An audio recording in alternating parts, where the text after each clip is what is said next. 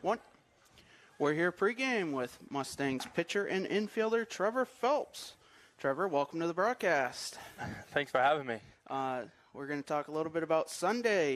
You went 6 innings against York County Community College. You saw that here on Munzing Media.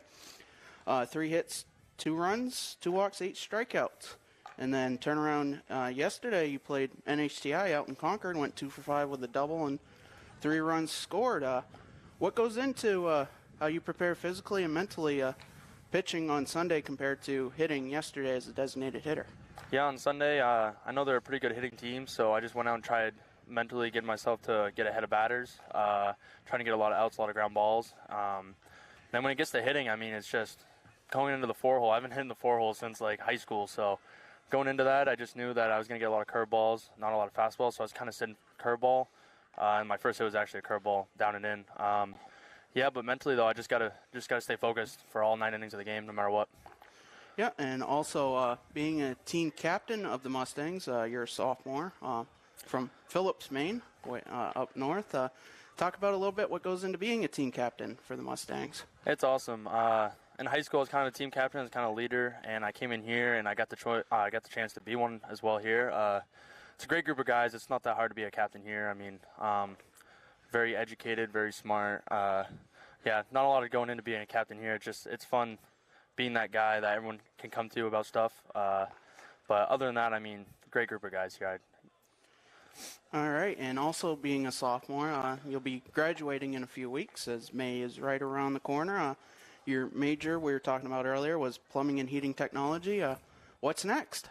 I'm kind of undecided right now. Might have some plans up my sleeve here coming in maybe next year, but we'll see how my arm is at the end of this year. I mean, I got a pretty good chance going back and going to work. I mean, I came here to get a good degree in plumbing and heating, and I got a pretty good opportunity out of high school or out of college. So I'm not very sure yet, to be honest with you. I'm pretty undecided right now. And yeah, well, continued success. Today you'll be batting fourth as a designated hitter, and we'll get to see you and the Mustangs take on the Seawolves here. Yes, coming up on Munzing Media, 3:30 first pitch. We'll have lineups baseball next here after this.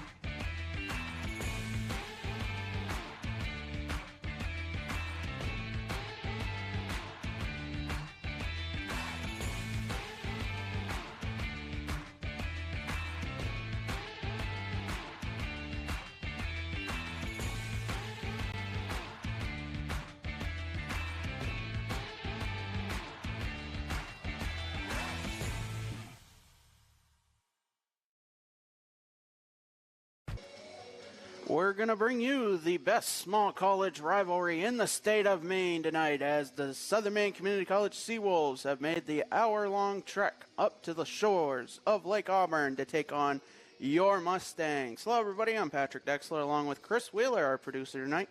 Our cameraman is Andrew Severson.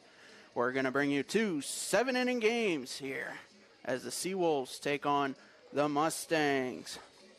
We had a chance to talk with Mustangs pitcher infielder Trevor Phelps pregame, and we're going to bring that interview to you right now. We're here pregame with Mustangs pitcher and infielder Trevor Phelps. Trevor, welcome to the broadcast. Thanks for having me. We're going to talk a little bit about Sunday.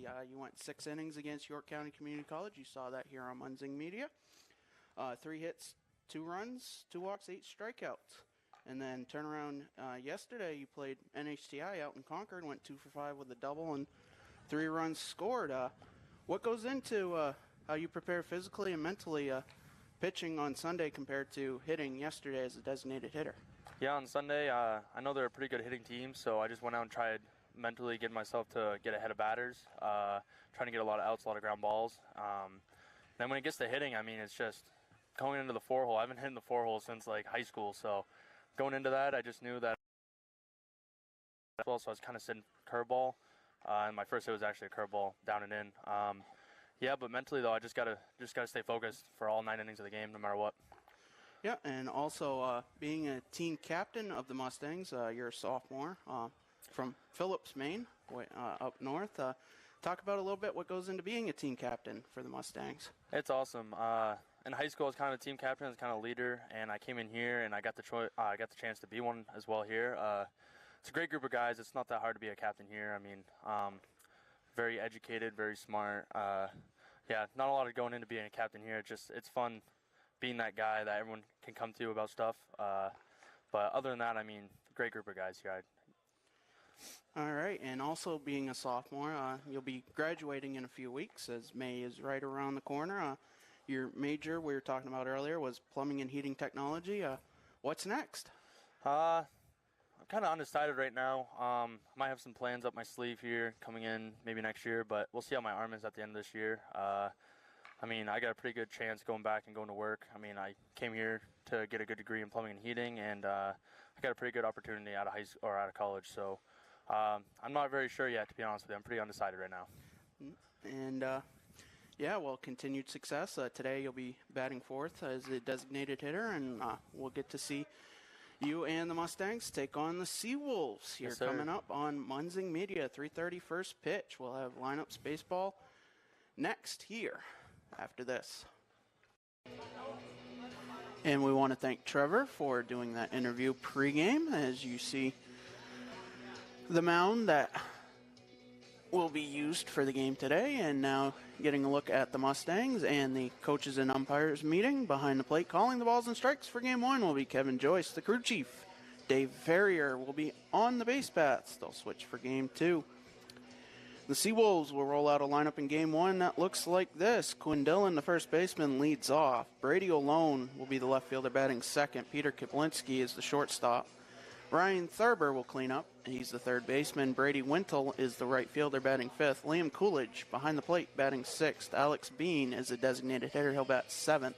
Dante Tachi will be the second baseman batting eighth. And in center field, rounding out the lineup, is Adam Rowland. The Seawolves will send Thomas Knott to the mound. In the bottom of the first, the Mustangs will send out a lineup that looks like this. Lee Robertson will lead off and be the shortstop. Brandon Gore will be the second baseman batting second. Brady Vincent gets the start at first, batting third, cleaning up. You saw pregame is the designated hitter Trevor Phelps. Behind the plate, batting fifth will be Gage Hubbard. At third base, Hayden Durrell. Kyle Delon will be the left fielder batting seventh. Ryan Stone batting eighth and right. And rounding out the lineup in center will be Mason Booker. The Mustangs will send Garrett Harvey to the mound here in game 1. It's the best rivalry in almost any sport you can think of, whether it's on the basketball court, on the baseball field, softball field, soccer field. Mustangs Seawolves will get started here. Good afternoon, ladies and gentlemen, and welcome to the Central Maine Community College Athletic Turf Facility for today's Yankee Small College Conference doubleheader, featuring the visiting Southern Maine Community College Seawolves and your Central Maine Mustangs. Here's the starting lineup for the visiting Seawolves. Leading off, the first baseman, number 30, Quinn Dillon. The left fielder, number 5, Brady Alone. The shortstop, number 12, Peter Kiblinski. The third baseman, number 1, Ryan Thurber. The right fielder, number 33, Brady Wintle. The catcher, number 9, Liam Coolidge. The designated hitter, number 27, Alex Bean. The second baseman, number 2, Dante Tachi. And batting ninth, the center fielder, number 3, Adam Rowland.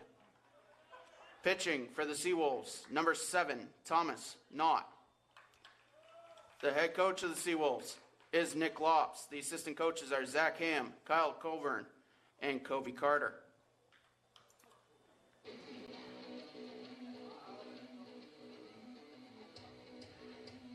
And now, here's the starting lineup for your Mustangs. Leading off, the shortstop from Liverpool, Nova Scotia, Canada, number 33, Lee Robertson. The second baseman from Clinton, Massachusetts, number 1, Brandon Gore. The first baseman from Auburn, Maine, number 27, Brady Vincent. The designated hitter from Phillips, Maine, number 11, Trevor Phelps. The catcher from Winslow, Maine, number 7, Gage Hubbard. The third baseman from Madrid, Maine, number 19, Hayden Durrell. The left fielder from Sabattis, Maine, number 9, Kyle Delano. The right fielder from Westbrook, Maine, number 4, Ryan Stone. And batting ninth, the center fielder from Lisbon, Maine, number 12, Mason Booker. Pitching for your Mustangs from Monticello, Maine, number 32, Garrett Harvey. The head coach of the Mustangs is Ryan Palmer. The assistant coaches are Brett Terrain and Terrence McCormick. Now, ladies and gentlemen, we ask that you please rise and remove your hats as we honor America with the playing of our national anthem. The USCAA provides our program exactly what they say, a chance for small colleges to compete. It's leveling the playing field for everybody.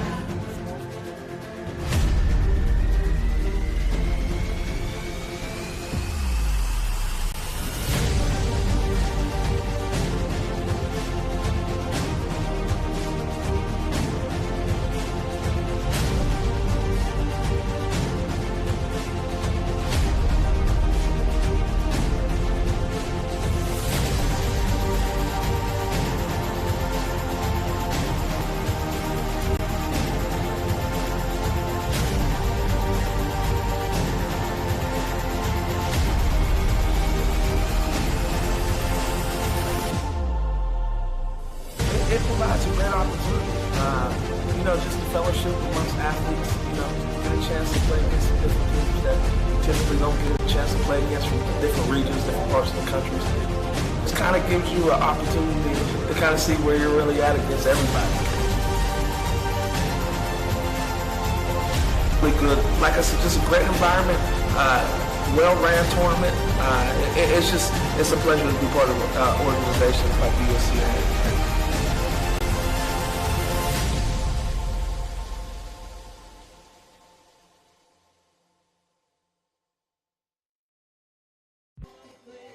As we're back here, we'll get set for baseball. It's a doubleheader, 2 7-inning games, as we'll start just past the bottom of the 3 o'clock hour on the shores of Lake Auburn.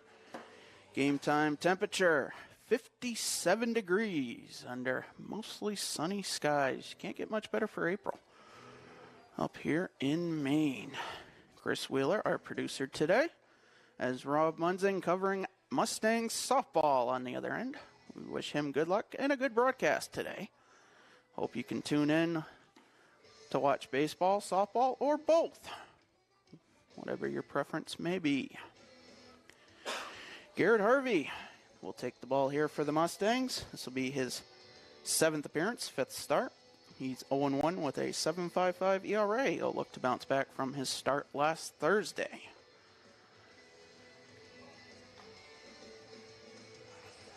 We'll set the defense for the Mustangs. In the outfield, left to right, will be Kyle Delano, Mason Booker, and Ryan Stone. Third to first, Aiden Durrell, Lee Robertson, Brandon Gore, and Brady Vincent. Behind the plate, catching Garrett Harvey, will be Gage Hubbard.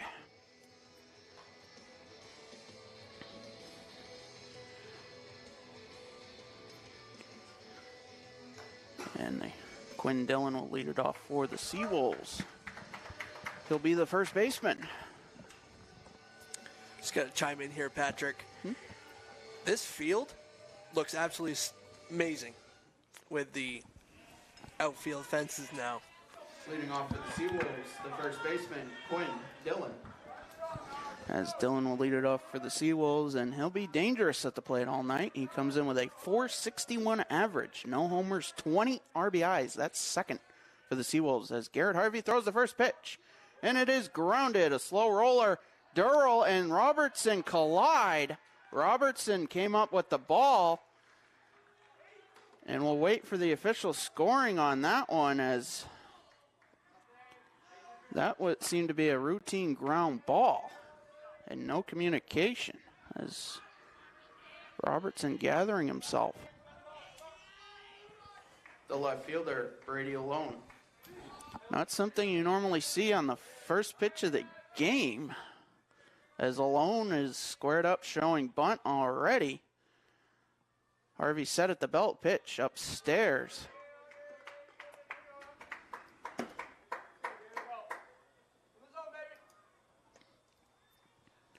Count 1-0. Alone with a .311 average, no homers, 22 RBIs. That leads the Seawolves. As the pitch is in there for a strike, count 1-1.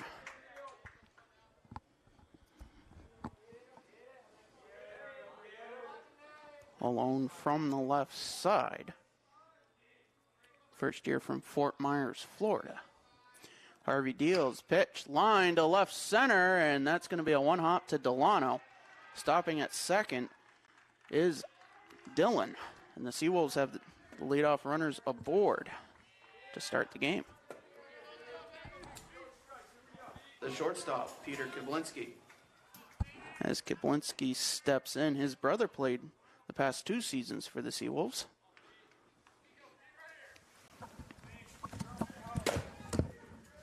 Peter, the first year from,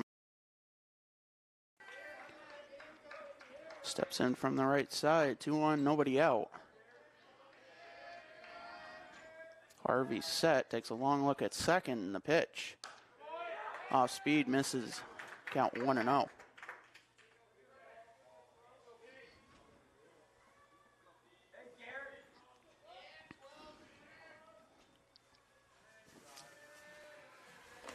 Seawolves not afraid to run.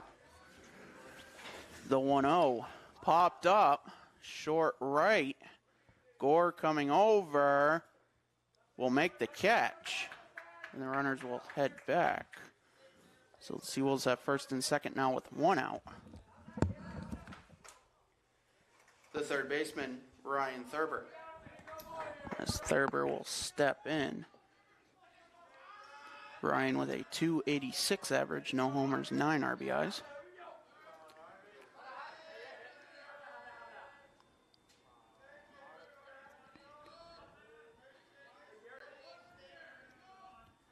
And the pitch. Just missed upstairs, 1-0.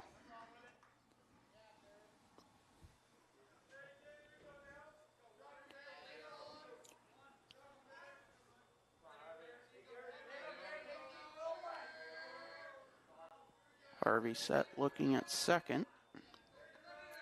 He'll kick and fire. Pitch grounded too short. Robertson over to second, one on to first.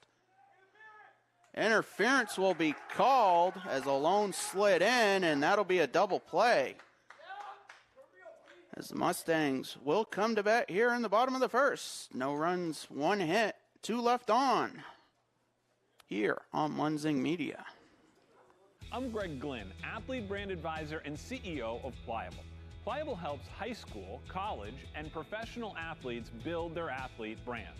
New name, image, and likeness opportunities are a game changer for athletes and for businesses. To learn more about social media marketing and endorsement opportunities for your brand, visit pliablemarketing.com or call 1-707-PLIABLE.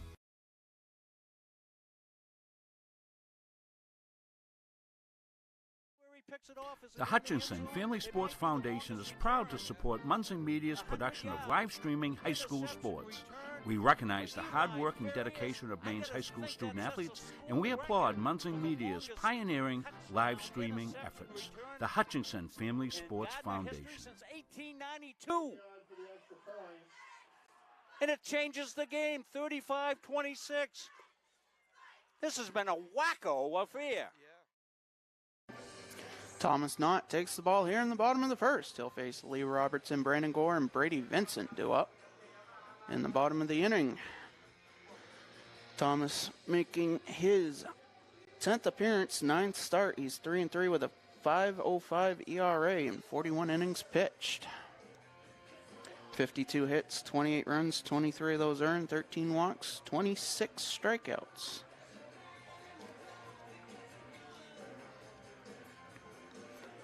Thomas, the sophomore from Winterport, Maine, a Hampton Academy graduate.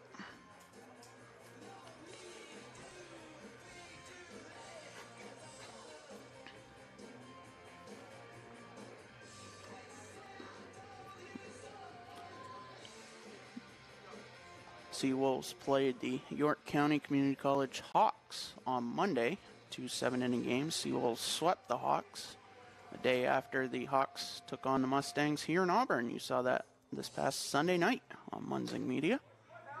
A split between the two teams. And these two teams in a pair of 9-inning games split back in the fall. Leading off for the Mustangs, the shortstop, Lee Robertson. As Robertson steps in from the left side, Lee a switch hitter. As Knott is ready, and the first pitch is in there for a strike. As he hit the outside corner.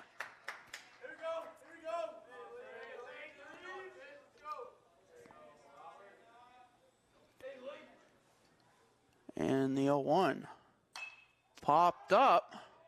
Short left field. Kablinski over, and he makes the catch. There's one away. That'll bring up Brandon Gore.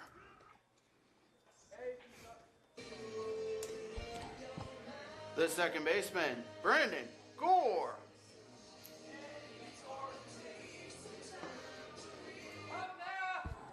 As Gore steps in with a 188 average. No homers, 4 RBIs. Knott kicks and fires. The pitch swung on and missed. Count 0-1. Robertson, before his at-bat, was at 236. 1 homer, 11 RBIs. The 0-1. Lined up the middle. That'll be a ground ball base hit. Gore reaches with one away. That brings up Brady Vincent.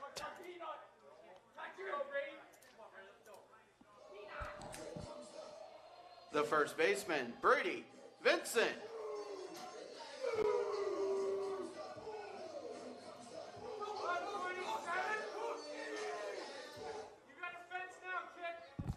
Vincent steps in with a 250 average, 1 homer, 9 RBIs.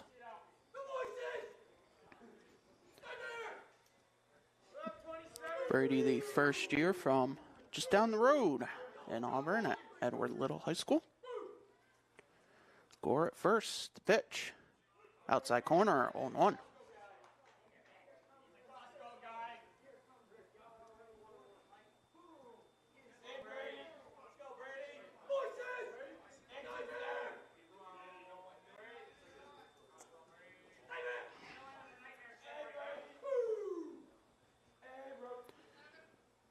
And the 1-1.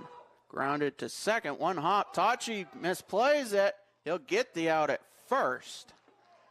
Had a chance at a double play, but double play not assumed. So fielder's choice, 2 away now, and that brings up Trevor Phelps. The designated hitter, Trevor Phelps. Phelps will step in with a .370 average. No homers, 4 RBIs. You saw him pregame, as he is a pitcher and infielder, but primarily pitching and designated hitter.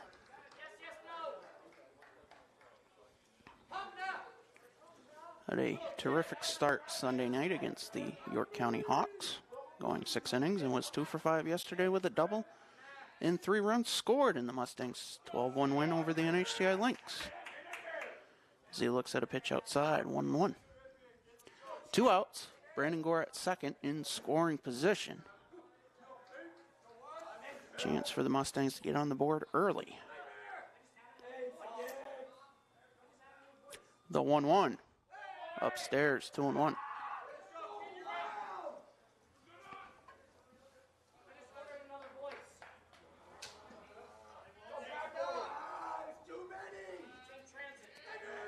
Not set at the belt, looking at Gore at second, and the 2-1 lined foul towards the Mustang dugout, 2-2.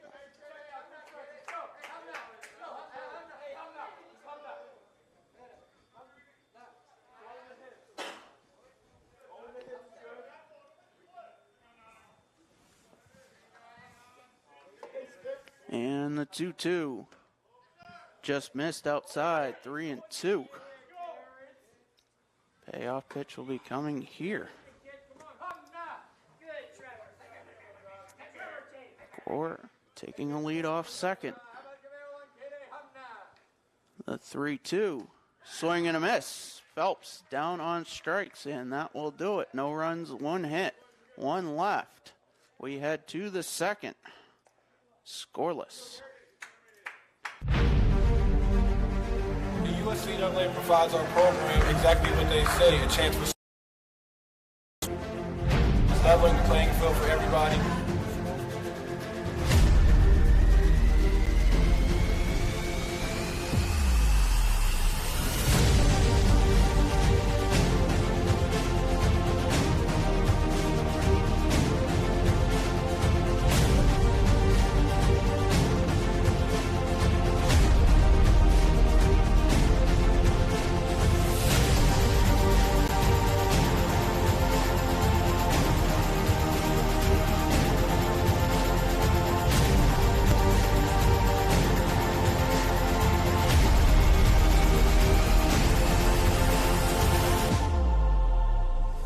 It provides a great opportunity, just the fellowship amongst athletes, get a chance to play against some different teams that typically don't get a chance to play against from different regions, different parts of the country. This kind of gives you an opportunity to kind of see where you're really at against everybody. Really good. Like I said, just a great environment, well-ran tournament. It's a pleasure to be part of organizations like USCA.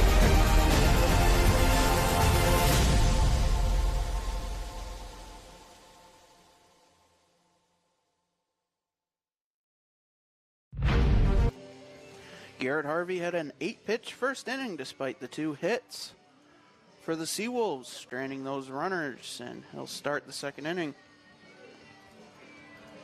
with Brady Wintle.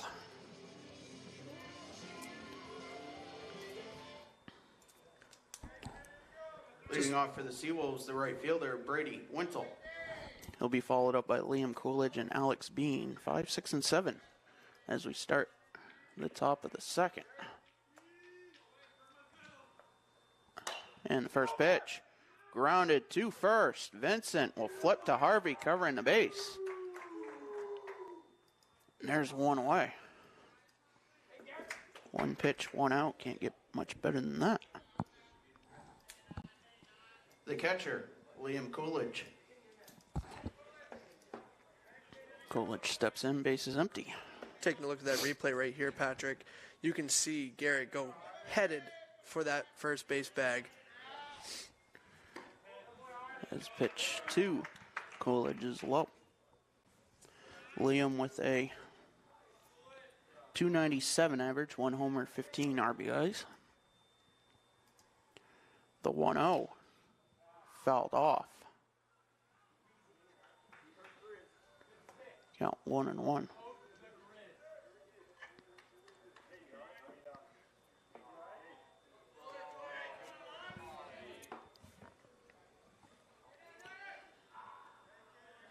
Harvey from the windup. The 1-1. Off speed misses, 2-1.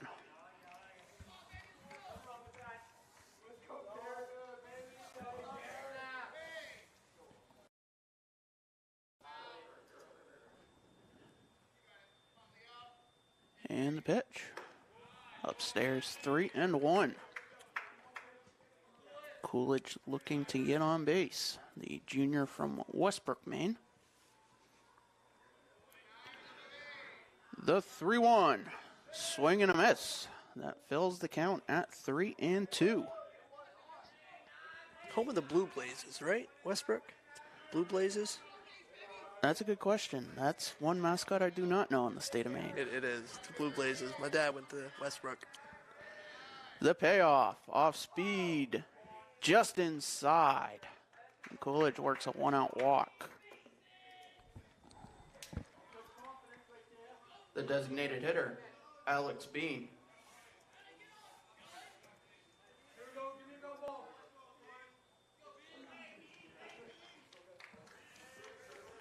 Your attention, please. Courtesy running at first, number 34, Jason Collado. Collado will run for the catcher, Coolidge, at first. With 1 out, Bean steps in. 281 average, no homers, 9 RBIs.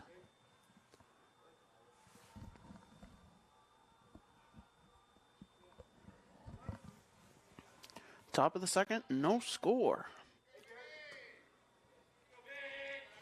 The pitch. Outside, 1-0.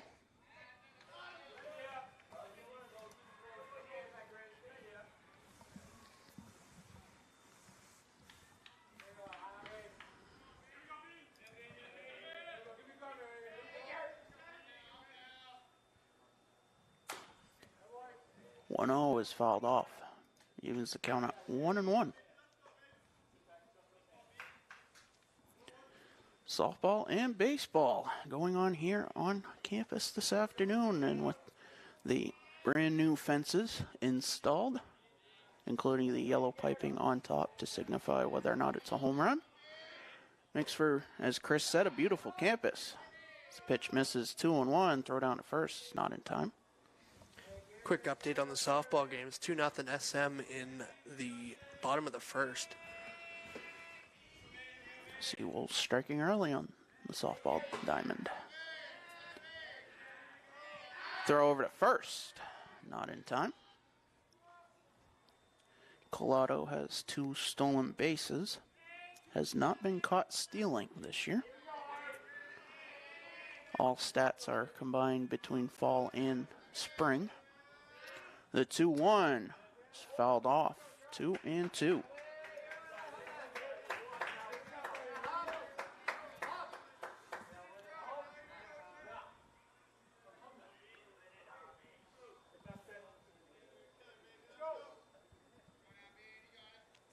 Harvey set. The 2-2. Called strike 3. Big strikeout for Garrett Harvey. The second baseman, Dante Tachi. As Tachi steps in from the left side, a 308 average, no homers, 7 RBIs.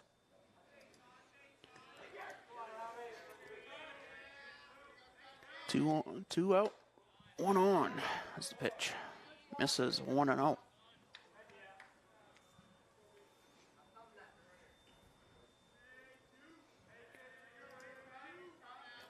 Harvey quickly set. The 1-0. Grounded too short. Robertson with it over to first. in time, and that will do it for the Seawolves. No runs, no hits, 1 left on. We head to the bottom of the second, scoreless. Coaches know you can't win a game without proper planning and execution. Let Gosline Retirement Planning coach you into a confident retirement. Here at Gosline Retirement, we provide that proper planning and help you utilize a step-by-step approach on all facets of your retirement planning. We provide guidance on income planning, wealth management, understanding taxation, Medicare and long-term care, and legacy and estate planning. We pride ourselves on working hard for those who have worked hard their entire lives. So, schedule your appointment today and let the team at Gosline Retirement Planning put together a retirement game plan for you.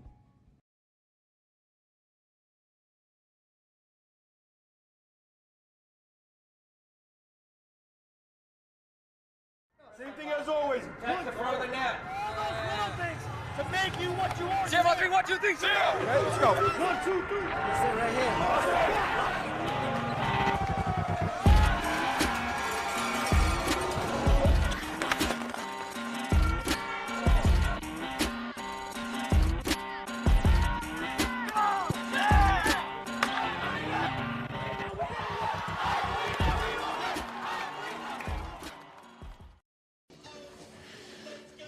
Thomas Knott with a 13-pitch first inning. He'll face Gage Hubbard here in the bottom of the second.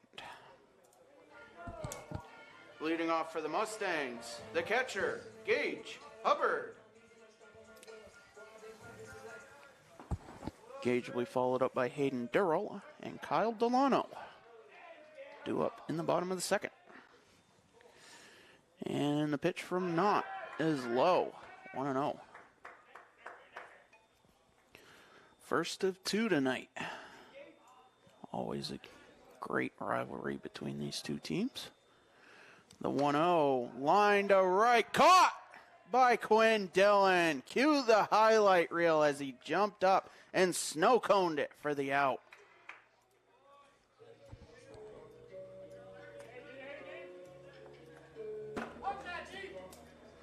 The third baseman, Hayden Durrell. Taking a look at it right here, I mean, he gets up probably a good 2 feet off the ground there, Patrick. Durrell will step in. Base is empty one way. Pitch outside, 1-0. Durrell, the catcher and infielder, a .321 average. No homers, 8 RBIs. The 1-0. Popped up, foul territory. Dillon makes the catch. And there's 2 away. Quinn Dillon doing it himself this half inning.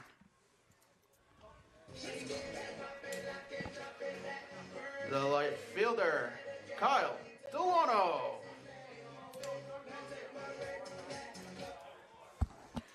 As Delano steps in, a .150 average. No homers, 3 RBIs. 2 outs, base is empty. Pitch, grounded foul down the first baseline.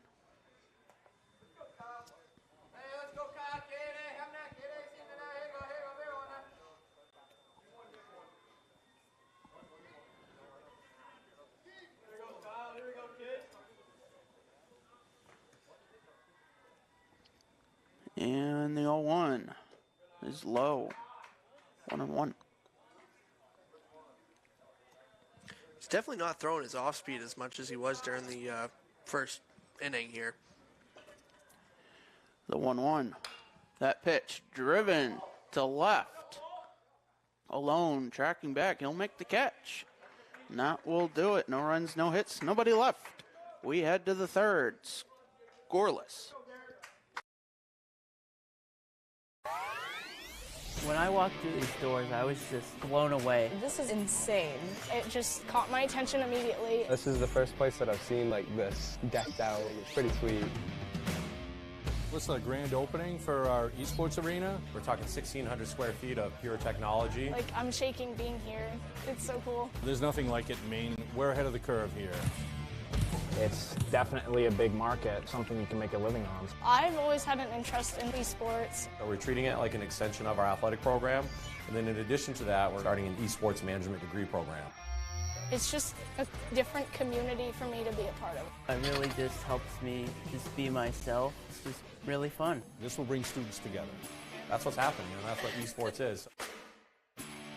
To me, it's beautiful, and I want to live here.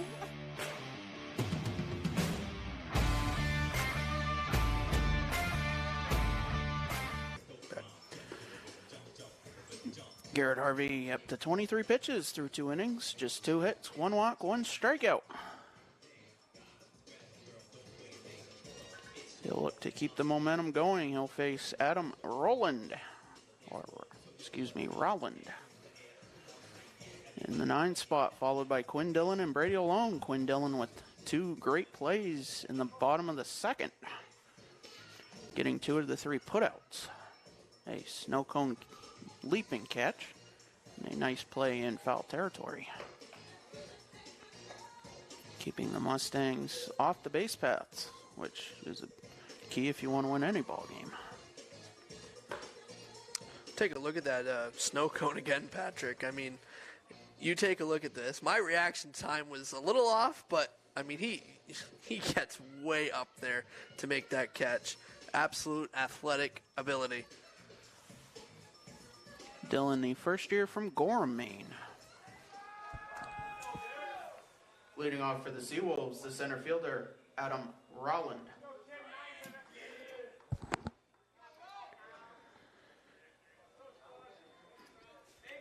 As Garrett Harvey set from the windup. And the first pitch of the 3rd inning is lined to left, and it'll get past Delano and roll to the fence.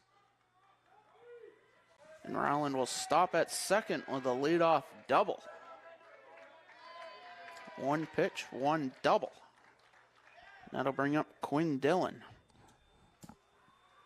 The first baseman, Quinn Dillon.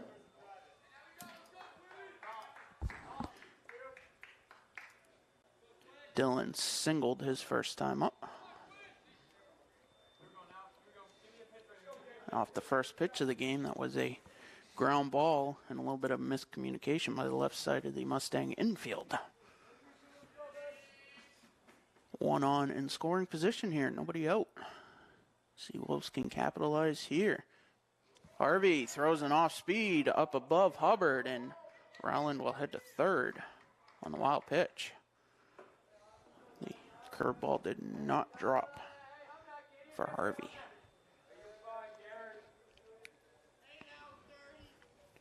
So now the Seawolves have the first run of the game just 90 feet away.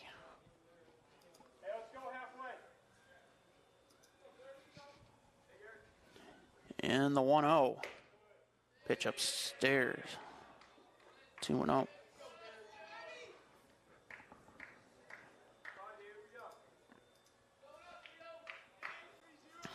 And the pitch.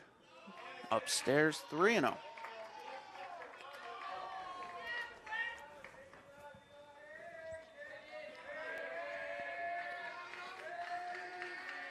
Harvey kicks and fires. Pitch popped up. That'll go over the Seawolf dugout. 3-1. As well as high above the light. That cleared that light by about 40 feet.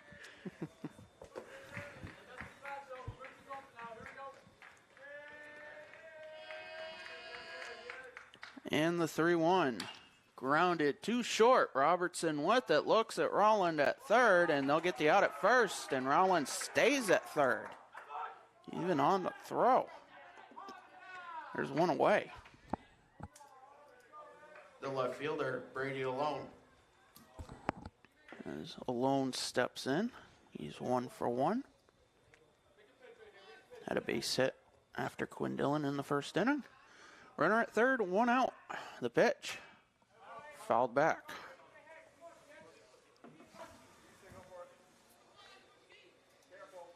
Alone comes into the day leading the Seawolves with 22 RBIs and also 10 doubles. So he's not afraid to get extra base hits. Pitch in there for a strike, count 0-2.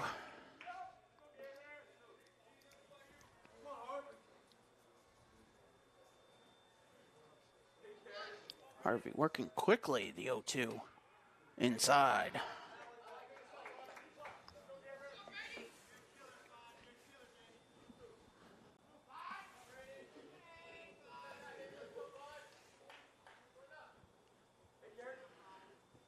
And the 1-2. Curveball just missed. 2-2.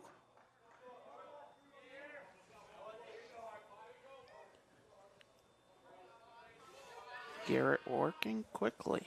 The 2-2. Swing and a miss. Big strikeout for Garrett Harvey.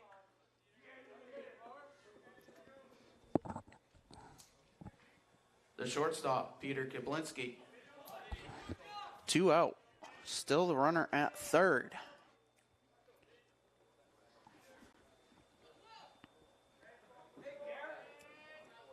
Harvey, a chance to get out of the inning after the leadoff double and wild pitch. The offer to Kiblinski in there for a strike.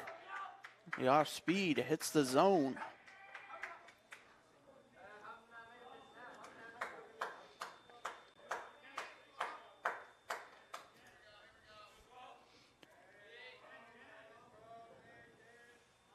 And the 0-1 fouled off. And Harvey up 2 strikes.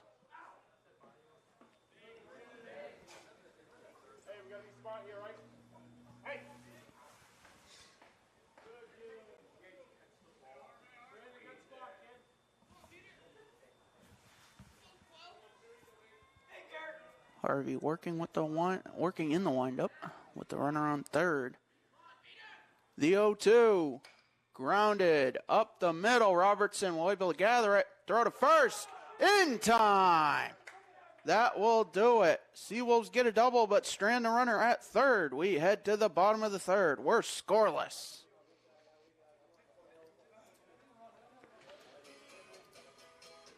Gonna take a look, a replay right here. Goes right up Harvey. Right for the center field. I mean, you see how much he had to move to get to that. Fired hard, little high, but made it a good play. We back for the bottom of the fourth. Bottom of the third. Same thing as always. That's the front of the net. All those little things to make you what you are. 0, 3, 1, 2, 3, 0. Okay, let's go. 1, 2, 3. That's it right here.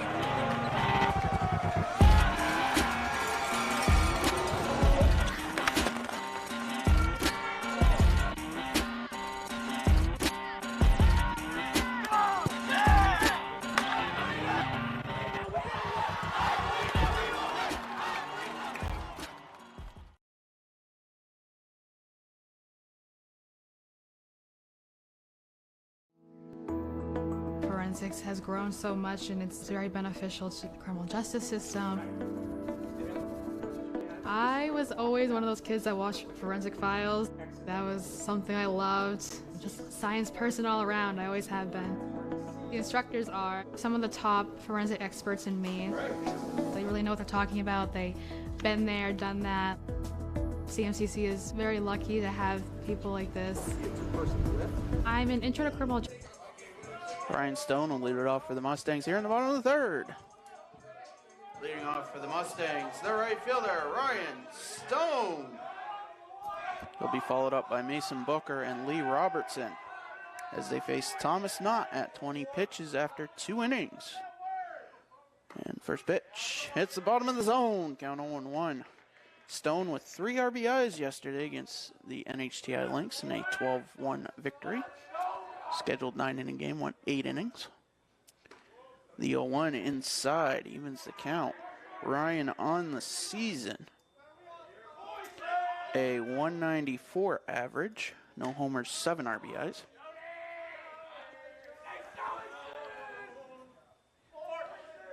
The 1-1 fouled off down into the hill just beyond the turf complex. Count 1-2. So no, that was 3 curveballs in a row.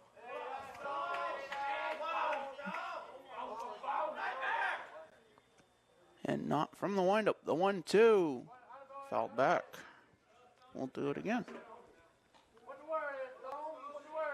So just a reminder for the fans that are watching, That camera feed you're seeing right now is actually attached to the backstop, so if you get some shakiness, it will come back to steady.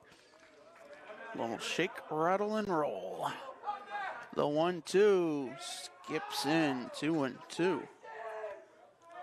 I can say we've gotten lucky enough for it not to get like directly hit like you see in the MLB where they absolutely shatter the camera. Even the net cameras in the NHL that are installed in the nets, those definitely shatter. Yeah. Knocking on wood. The 2-2 popped up, foul territory in the backstop. And no play. So we'll do it again at 2-2. Mustangs playing back-to-back days. A 9-inning fair, as we said, went 8 innings down in Concord as they beat the NHTI Lynx 12-1. It was just 4-1 after 6.5. Mustangs exploded in the top of the 8th. 2-2 driven to center. On a line to Roland. He'll make the catch. There's one away. That brings up Mason Booker. The center fielder, Mason Booker.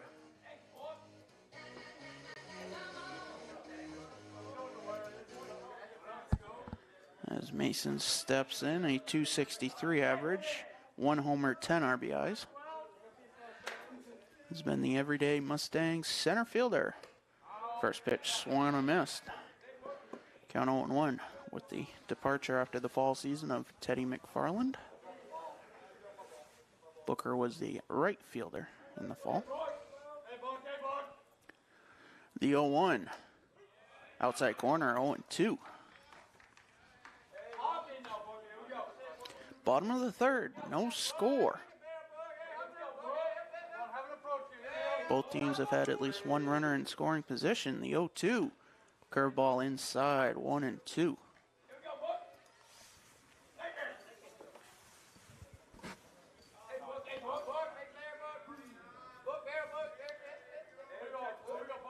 And not fires. Pitch. Just missed. 2-2. Pitch just a little low. Yeah, I didn't miss by much there, Pat.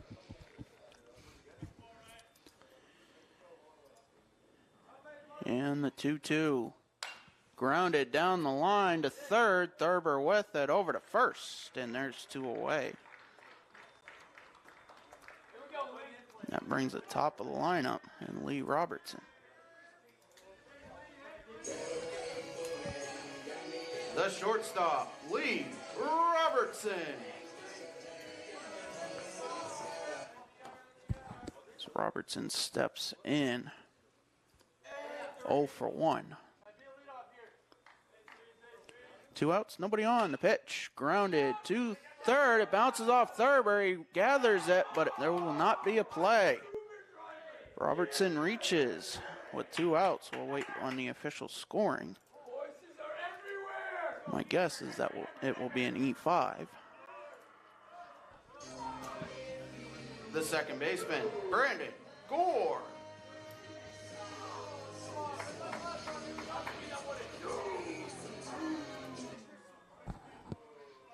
Gore steps in 1 for 1. He had a base hit in the bottom of the first, up the middle.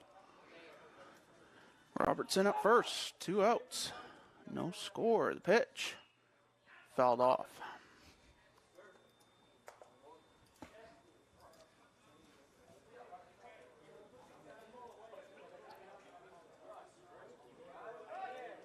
Official scoring in E5. Greg Post, our official scorer for this spring.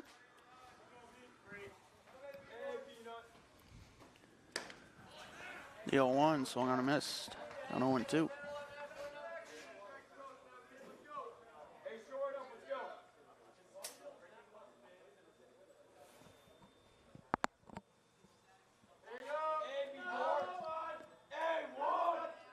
Not set at the belt. Looks at Robertson at first. And the pitch. Grounded down the third baseline, but foul.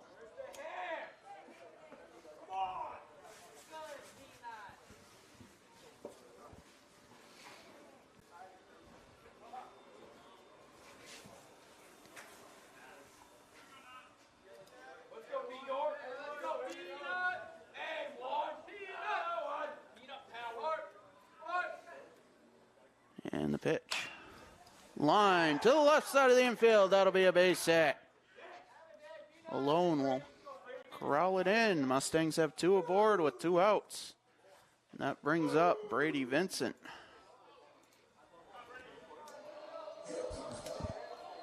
The first baseman, Brady Vincent.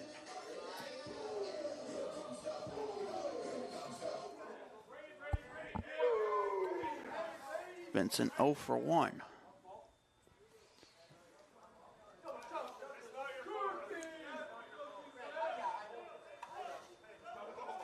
Two on, 2 out. Robertson at second, Gore at first. And Knott delivers. Pitch low.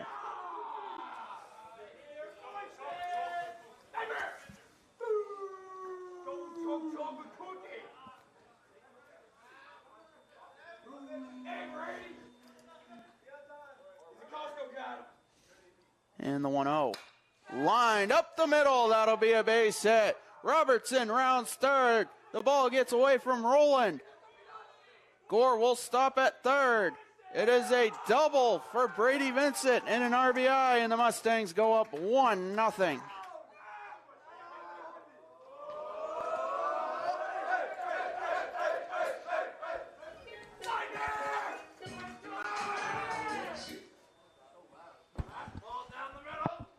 As the Seawolves will have a mound visit.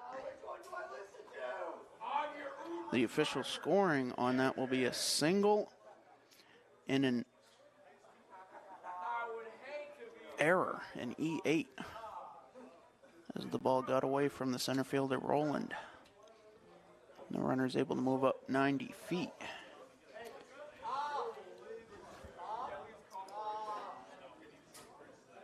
So the run will go in unearned.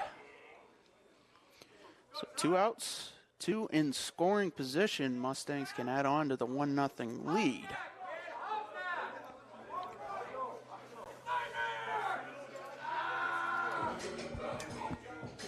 The designated hitter, Trevor Phelps. And Phelps, who had a double and 3 runs scored yesterday in a 2-for-5 day, has a chance to do some more damage here in the bottom of the third. The pitch. Low, 1-0. Good stop by Coolidge behind the plate.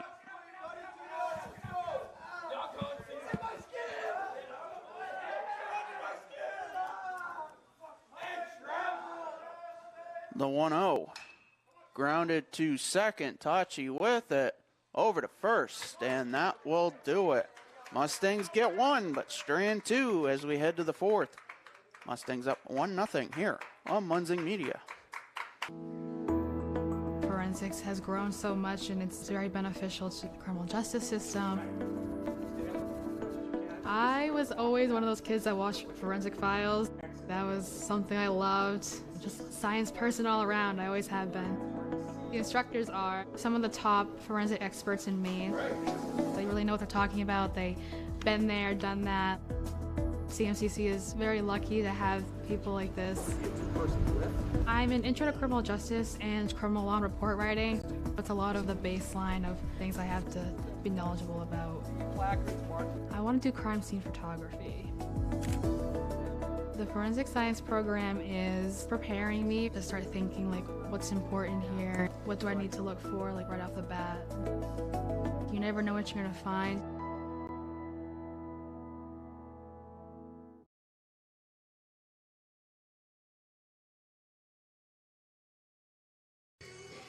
Garrett Harvey at 36 pitches through 3 innings, just 3 hits, 1 walk, 2 strikeouts, as he'll look to work with a 1-0 lead on an RBI single from Brady Vincent in the bottom of the third.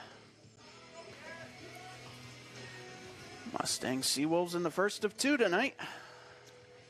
They'll play these 2 tonight, and they'll meet again next Wednesday, 1-9 inning game down in South Portland. That first pitch scheduled for 3:30. Coverage will be on the YSCC Sports Network.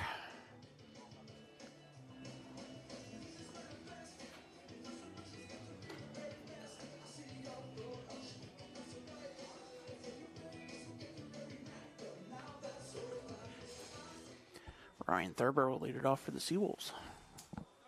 Leading off for the Seawolves, the third baseman, Ryan Thurber. As Thurber steps in 0 for 1. He'll be followed up by Brady Wintle and Liam Coolidge.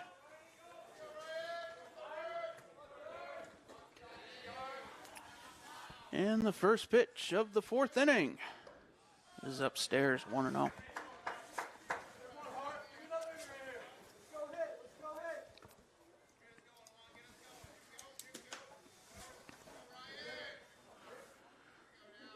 And Harvey's 1-0 is upstairs.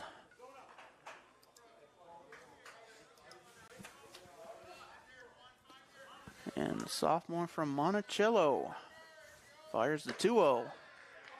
And that misses, 3-0.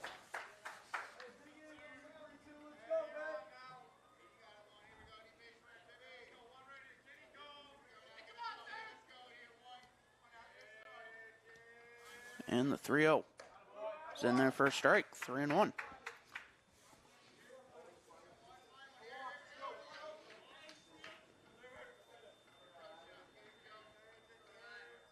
And Harvey's 3-1. Upstairs, a leadoff walk to Thurber.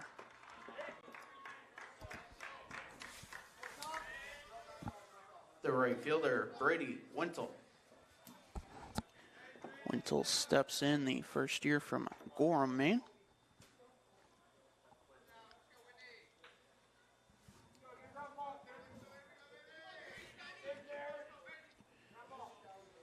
Thurber at first, nobody out. Harvey deals, pitch fouled back.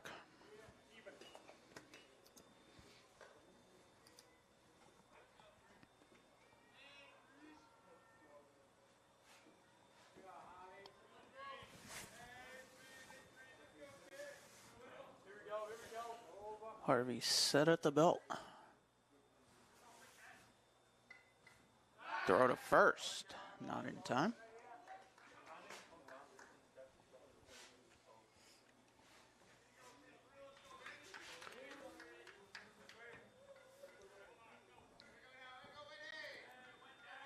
Harvey's 0-1 outside, 1-1.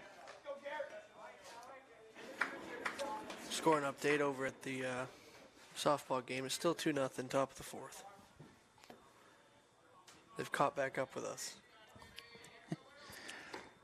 1-1 misses 2-1. Harvey opting to go off speed.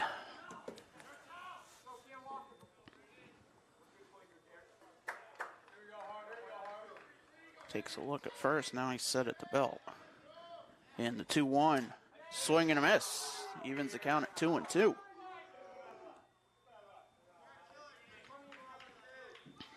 Wintle with a .304 average coming into the day. 1 homer, 9 RBIs. 2-2, runner goes, pitch swung on and fouled back. So we'll do it again.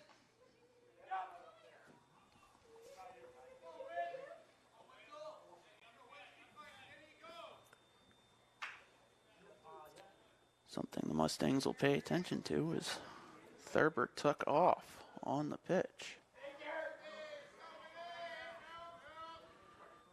2-2, Thurber does not go as the pitch upstairs, 3-2.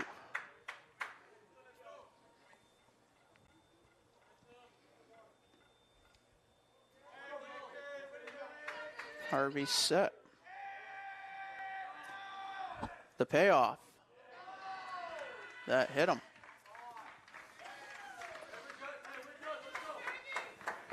So 2 on, nobody out. That brings up Liam Coolidge, who walked his first time. The catcher, Liam Coolidge. Similar situation, top of the first. Seawolves able to get the first 2 runners on board.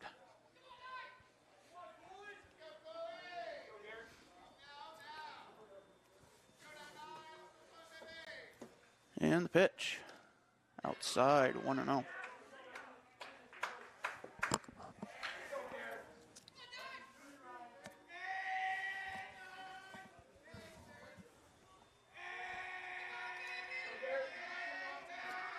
And the 1-0. Just missed, 2-0. And Hubbard out to the mound. One thing with the nice weather here on the shores of Lake Auburn, the spring bugs have returned. Not excited about that one.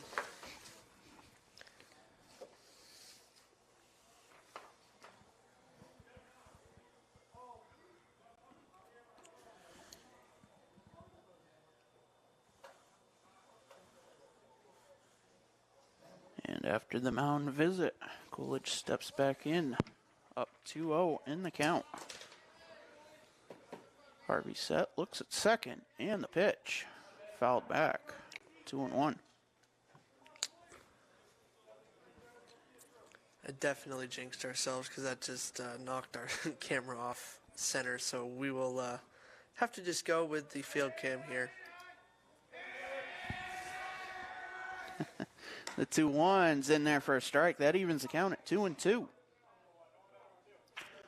Mustangs Seawolves play 2 today, baseball and softball. We'll have Mustangs softball this weekend as they take on the Bay Path Wildcats and Roxbury Community College Saturday and Sunday respectively. But the 2-2 from Harvey low, 3-2. Saturday, the Bay Path Wildcats will be up for a noontime first pitch. Doubleheader. And Roxbury Community College will be up Sunday for a 1 p.m. first pitch. On the softball diamond, the payoff. Swing and a miss! Strikeout for Harvey. There's one away.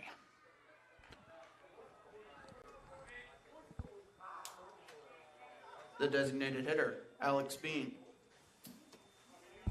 As Bean steps in 0 for 1 with a strikeout his first time up. Similar situation. Mustangs in the top of the first got out of the inning with a double play. 1 out, 2 on, pitched low.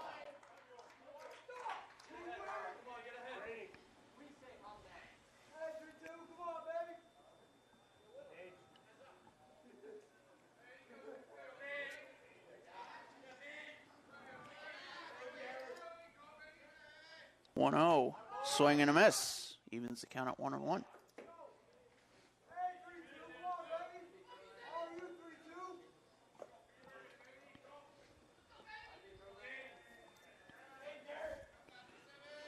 Harvey looking at second.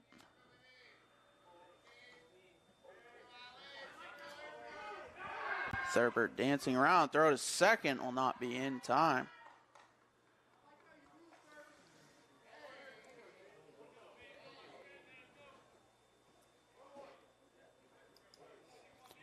One count, 1 out, 2 on. Thurber at second, Wintle at first. Throw over to second, not in time.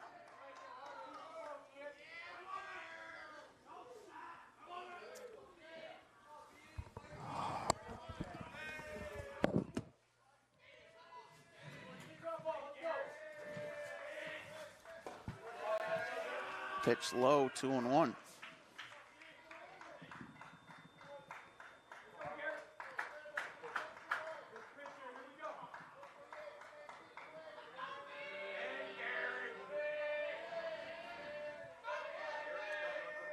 Harvey taking a long pause, and he'll fire the 2-1. That's in there for a strike, 2-2.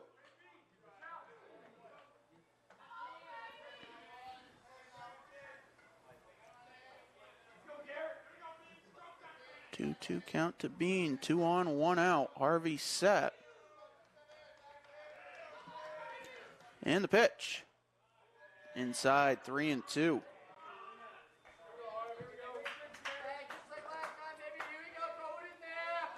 Garrett Harvey up to 58 pitches.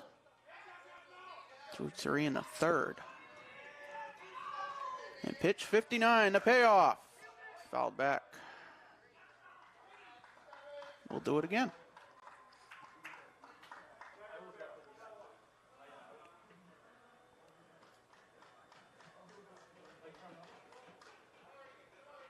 Thurber at second, Wintle at first.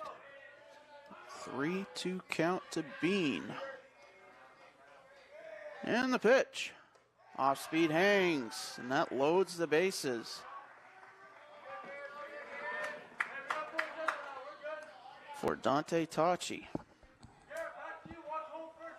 The second baseman, Dante Tachi. Tachi steps in, the sophomore from Portland, Maine.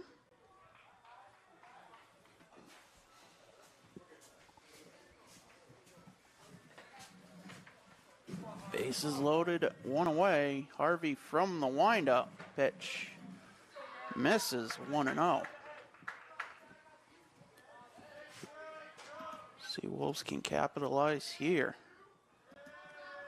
The 1-0 misses, 2-0. Can almost feel the tension, the situation, the 2-0 in their first strike, 2-1.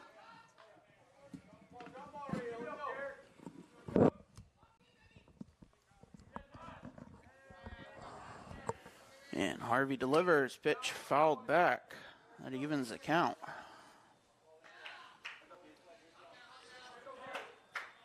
Well, as you can see, we got the ran down and re-straightened out the camera behind the backstop. So we got the pitch here. The 2-2. Line down the left field line, but foul. So we'll do it again.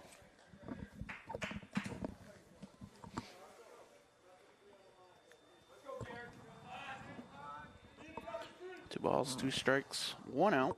Bases loaded for the Seawolves. The 2-2 to Tachi. Swing and a miss. Big strikeout for Garrett Harvey.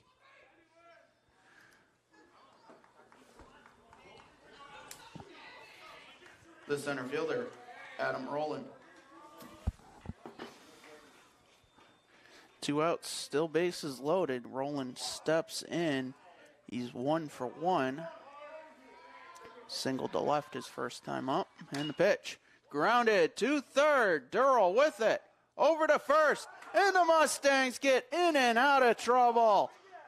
No runs. One hit. 3 left on. We head to the bottom of the fourth. It's 1-0. The USCAA provides our program exactly what they say, a chance for small colleges to compete. Leveling the playing field for everybody.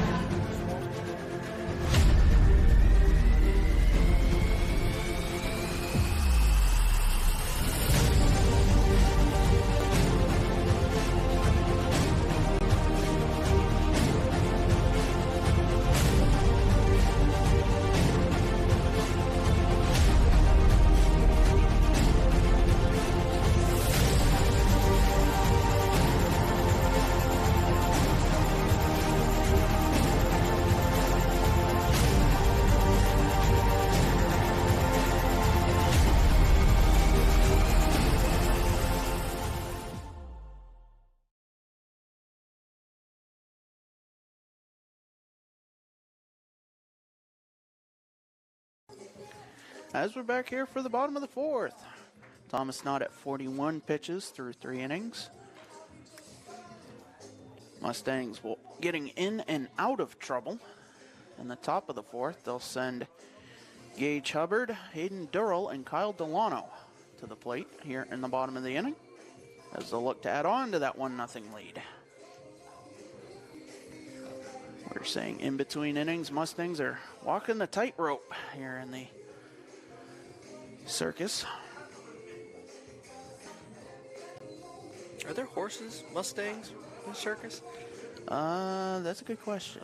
I know they got elephants, but I don't know if they've got horses. Leading off for the Mustangs, the catcher, Gage Hubbard. Gage Hubbard steps in 0 for 1.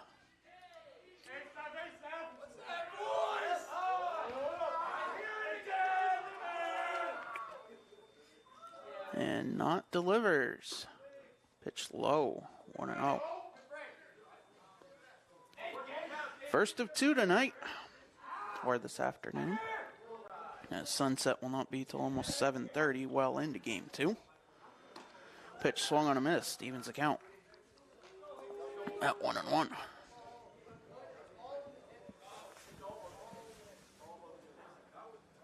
Beautiful day for baseball and softball. The 1-1 grounded to second. 3-hopper to Tachi over to first. There's one away. That brings up Hayden Durrell.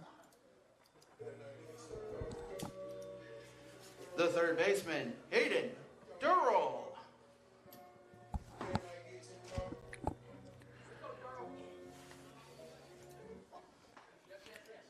Hayden 0 for 1.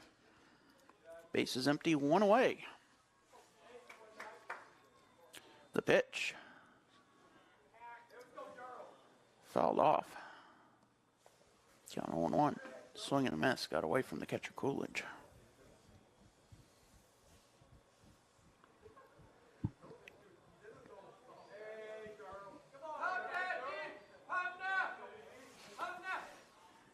And the 0-1. Fouled back. 0-2. Mustang Seawolves definitely playing at a faster pace. Just 66 minutes into the game tonight. We're in the bottom of the fourth of game one. And this is definitely a common stance as that pitch skips in. A good stop by Coolidge. Count 1-2.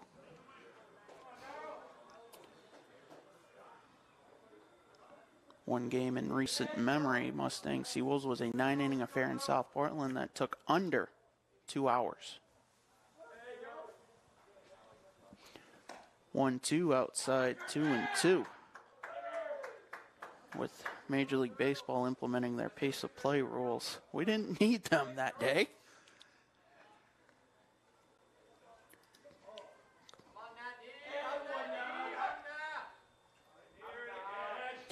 The 2-2. Durrell grounds to third. Thurber with it. Over to first. There's 2 away. That will bring up Kyle Delano.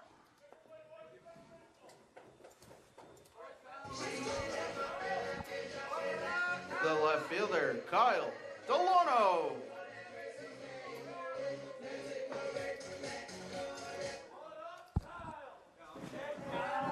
Base is empty, 2 away. Mustangs clinging to the 1-0 lead here in the bottom of the fourth. Pitch swung on and missed. Off speed, count 0-1. Not getting that curveball to drop. Nice 12-6 action. And the 0-1. Hits the bottom of the zone, 0-2. Able to get the fastball low. The sophomore from Winterport. About a 2.5-hour drive from here. He'll quickly fire the 0-2 that skips in 1-2.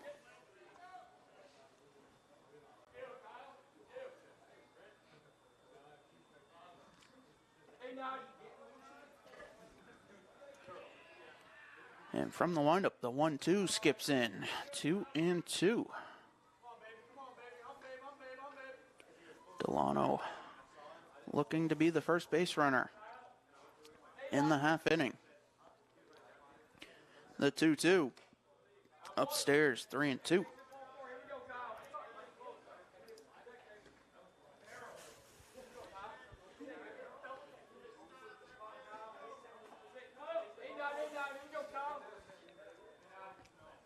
And the payoff, swing and a miss, and not works a 1-2-3 inning. We head to the fifth. Mustangs 1, Seawolves 0. Having free college, it's awesome. I'm not going to have this weight of debt hanging over my shoulder. It's so nice to be able to not have to worry about that burden. So yeah, sets you up for success.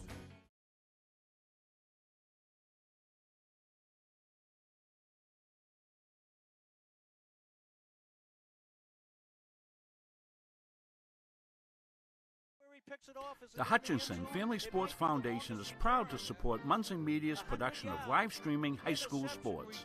We recognize the hard work and dedication of Maine's high school student athletes, and we applaud Munsing Media's pioneering live streaming efforts. The Hutchinson Family Sports Foundation. Since 1892.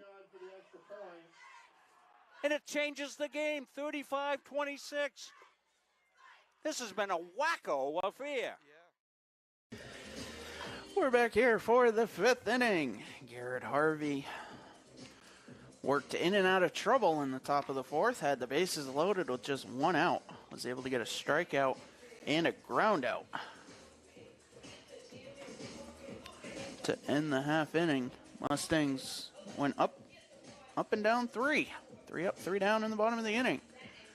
And the score being 1-0. Patrick Dexler, Chris Wheeler with you, bringing you Mustangs baseball, the first of 2 this afternoon.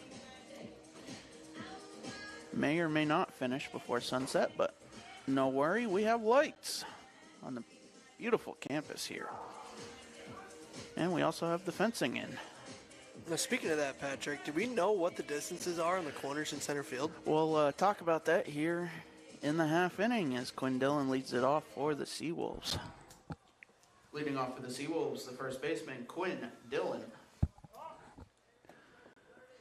As Dillon will step in 1 for 2. The first pitch of the 5th inning. Off speed, grounded, too short. Robertson with it over to first. 1 pitch, 1 out. The dimensions of the baseball field we'll go over in just a second. The left fielder, Brady, alone. As Alone steps in 1 for 2 as well with a strikeout. 325 to both foul poles, exactly. And if the circumference of the fencing is correct, dead center, 405. Pitch in there for a strike, count 0-1. So the foul pole's a little longer than, say, Yankee Stadium or even Fenway Park, but the outfield a little shorter. The 0-1 grounded to second, goes off Gore's glove, and he'll keep it just in the outskirts of the infield. As the Seawolves have a runner aboard with 1 out. That may be a infield single. The shortstop, Peter Kablinski.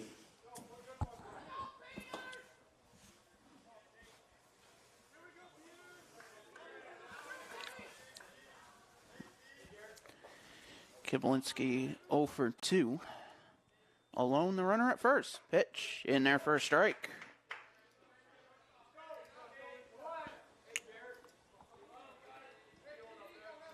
We'll also have the Edge Nutrition Player of the Game at the conclusion of Game 1 and Game 2 tonight. 0-1, grounded to third. Durrell with it. He'll throw to first. And they'll get the runner on the 5-3 ground out. Alone to second. 1 on, 2 out for Ryan Thurber. The third baseman, Ryan Thurber. Thurber steps in with Alone at second in scoring position. He represents the tying run in the top of the 5th. Harvey set at the belt, taking a long look. The pitch. Inside corner, count 0-1. Able to get the off-speed painted.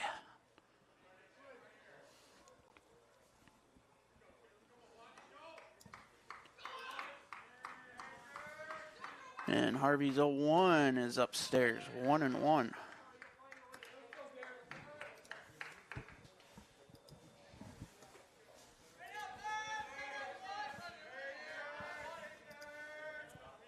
Harvey's set. He'll fire. Pitch upstairs, 2-1.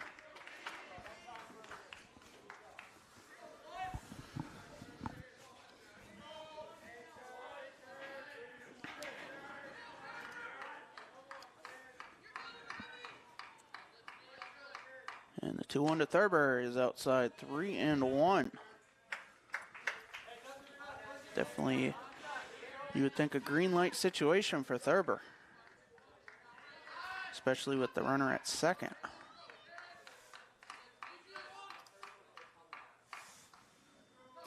The 3-1 off speed hangs, and Thurber will work a 2-out walk.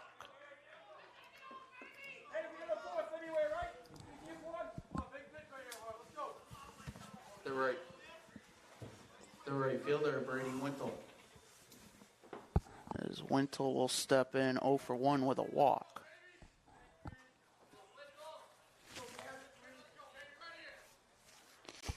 Two outs, 2 on. The pitch. Gets away from Hubbard. And the runners move up 90 feet. Count 1-0. Now the Seawolves with 2 in scoring position after the wild pitch. And the Mustangs will continue to walk the tightrope.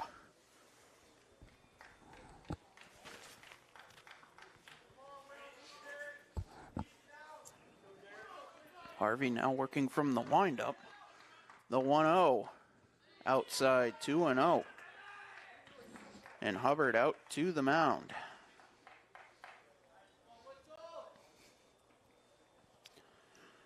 Latter stages of game 1. Definitely a situation you want to be in perfect communication with everybody on the field.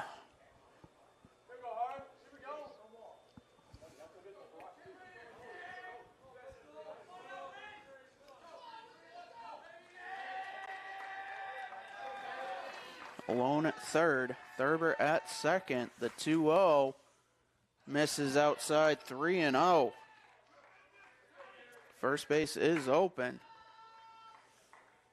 Liam Coolidge on deck. The pitch. It's the outside corner, 3-1. Scoring update from the softball game. It is now 5-1, bottom of the fifth. SM up 5-1. 3-1, fouled back. Count full. Seawolves Mustangs playing doubleheaders on both sides tonight.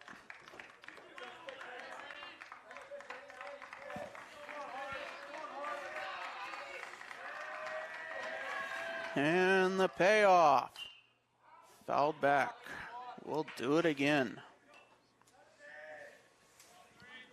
3-2 count. 2 outs. 2 on, both in scoring position, alone at third. Thurber at second, and the payoff is low and inside, and the bases are loaded.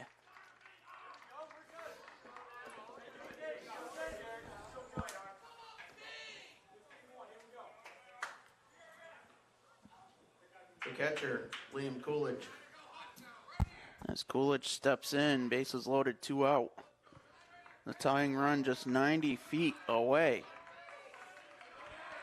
Pitch is in there for a strike.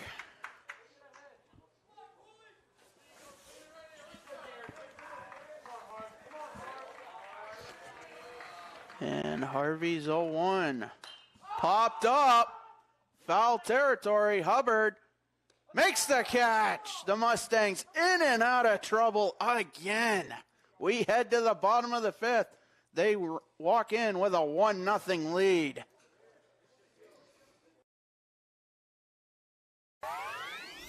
When I walked through these doors, I was just blown away. This is insane. It just caught my attention immediately. This is the first place that I've seen like this decked out. It's pretty sweet. What's the grand opening for our esports arena? We're talking 1,600 square feet of pure technology. Like, I'm shaking being here. It's so cool. There's nothing like it in Maine. We're ahead of the curve here. It's definitely a big market, something you can make a living on. I've always had an interest in esports. So we're treating it like an extension of our athletic program. And then in addition to that, we're starting an esports management degree program. It's just a different community for me to be a part of. It really just helps me just be myself. It's just really fun. This will bring students together. That's what's happening, and that's what esports is. To me, it's beautiful, and I want to live here.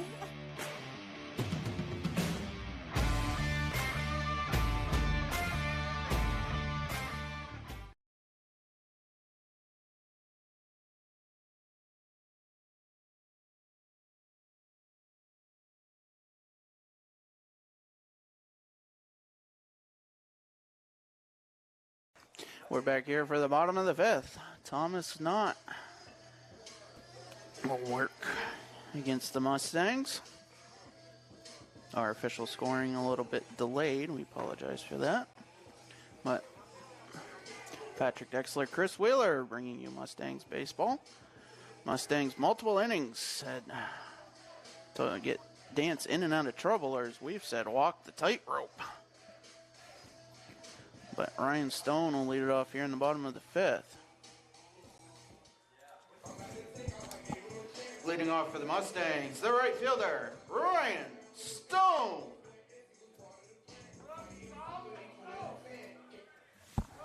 Stone will be followed by Mason Booker and Lee Robertson, but you can attest your pitching and defense if you can get out of bases loaded jams multiple times.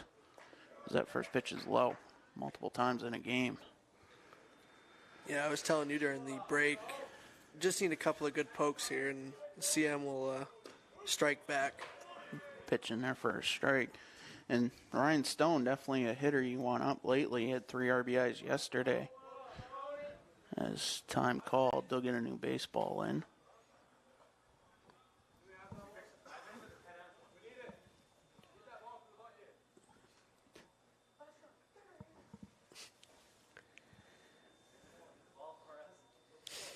And we'll take a quick time in the action here. Count 1-1 to the leadoff hitter, Stone, in the bottom of the 5th. Not deals. Pitch upstairs. Kind of dropped in, but still out of the zone, 2-1.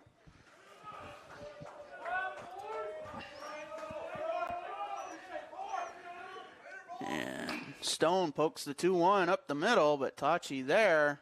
Throw to first in time. 1 up, 1 down.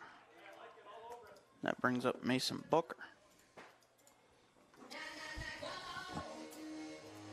The center fielder, Mason Booker.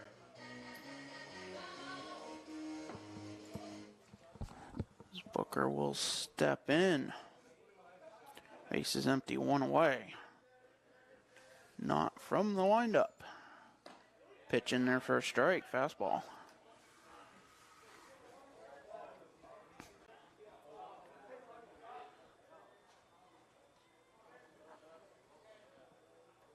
And not to 1. Back-to-back pitches in the strike zone, 0-2. Some good angle here that I'm able to see, and it's a good 2-seam fastball that's breaking in. And fire the 0-2, that's low. 1-2. Off speed that time.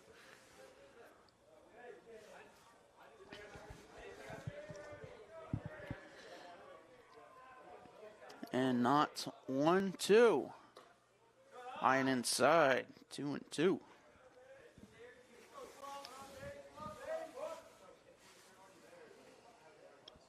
Lee Robertson on deck. The 2-2 to Booker. Swing and a miss. Pitch low in the zone. They'll throw to first on the drop third strike. There's 2 away. That turns the lineup over to Lee Robertson. The shortstop, Lee Robertson. Base is empty, 2 away. Robertson steps in from the left side. The pitch. Line to left center. That'll go over the head of Kiblinski for a 2-out single. The Mustangs have a runner aboard for Brandon Gore. The second baseman, Brandon Gore.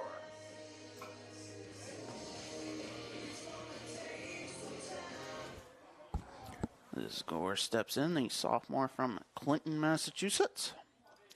Robertson at first. Not set. From the stretch. The pitch. Upstairs, 1-0.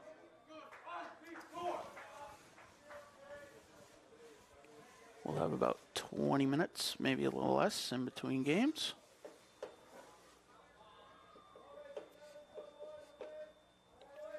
The 1-0. Fouled back. 1-1.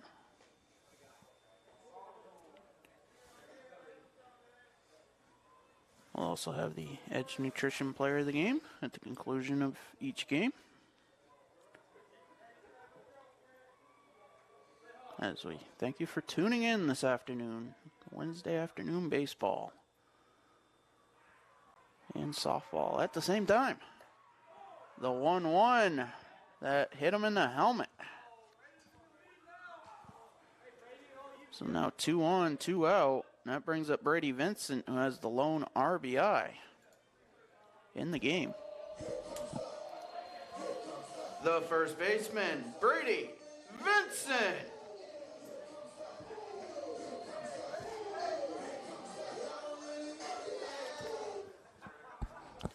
Two on, two out. Vincent steps in with that RBI single in the bottom of the third. The pitch is in there for a strike. Seems every half inning with more than one base runner on, the tension just builds quickly. Either side. The 0-1 driven to left alone, coming in, makes the catch. Nice play by Brady alone to make the run in, and that will do it. Mustangs get one hit. They strand two. We head to the sixth. Mustangs clinging to that 1-0 lead. At Central Maine Community College, we are building things that last. We're investing in technology, new facilities, and offering more degree programs than ever before. You can get the traditional college experience at a fraction of the cost. And for some, it's even free. Wait, did she just say free? That's right, free tuition for Maine high school grads from 2020 through 25. Set your goals and find your path at CM. Let's build a future together.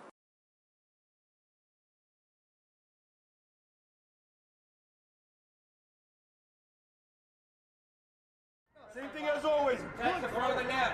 All those little things to make you what you are. 0, 3, 1, 2, 3, 0. Okay, let's go. 1, 2, 3. You sit right here.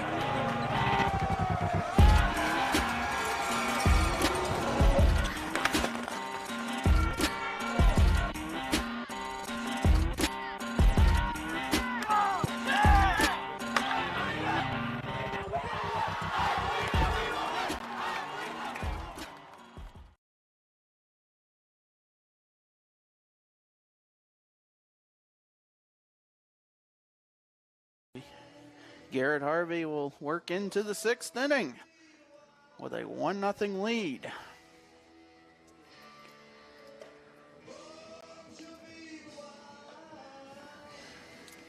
Definitely going to be a good couple last innings here of game one, as nothing has been decided, so to speak. One run, definitely not a safe lead. Alex Bean will lead it off for the Seawolves. Leading off for the Seawolves, the designated hitter, Alex Bean.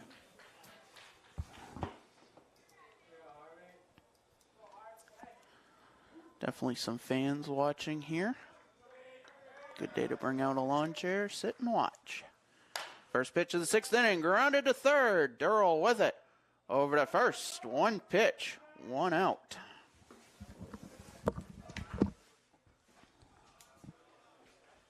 The second baseman, Dante Tachi.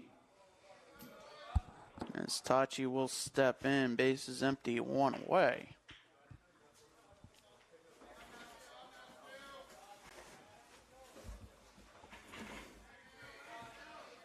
And Harvey deals, pitch, grounded up the middle. Robertson with it, over to first. Two pitches, two outs.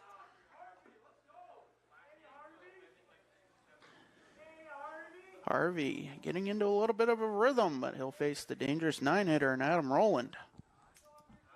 The center fielder, Adam Rowland.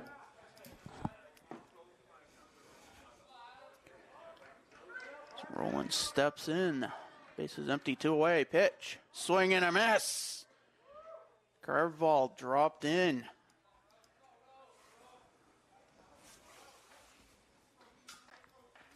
Harvey delivers the 0-1. That's in there. 0-2.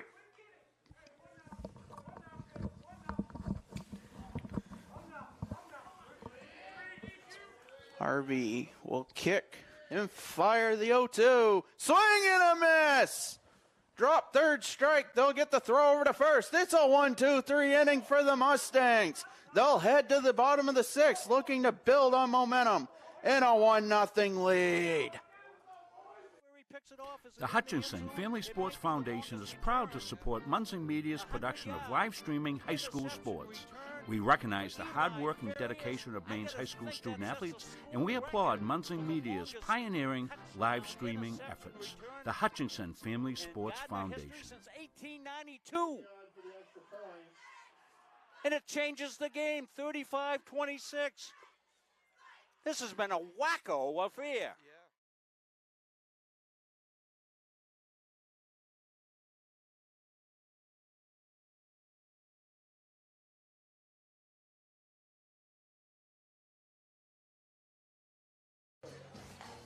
As we're back here, Thomas Knott will work into the 6th inning. Mustangs put the Seawolves 3 up, 3 down. On the top of the 6th, they'll look to add on to that 1-0 lead. They'll start with Trevor Phelps, Gage Hubbard, and Hayden Durrell. As momentum potentially shifting towards the Mustangs after that quick 1-2-3 inning. But hang on to your seats. This will not be an easy feat. Both teams definitely know how to face each other.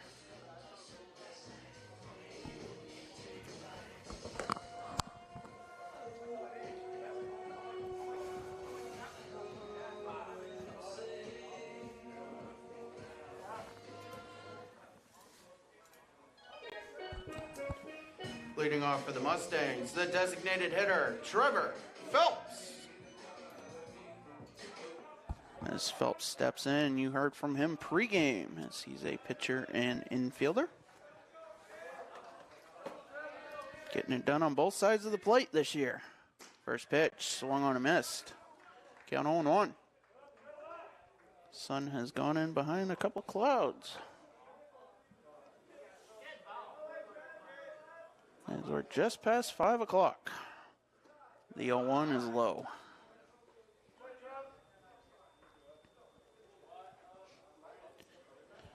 Temperature holding steady in the mid-50s.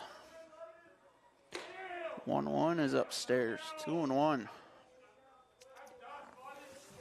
I'm not a meteorologist, but they keep saying we're due for some nice weather. Rain. That's what that means. The 2-1 grounded foul down the first baseline. That evens the count at 2-2. Scoring update over at the softball game. SM leads CM 7-1 in the bottom of the 6th. So they're keeping pace with us.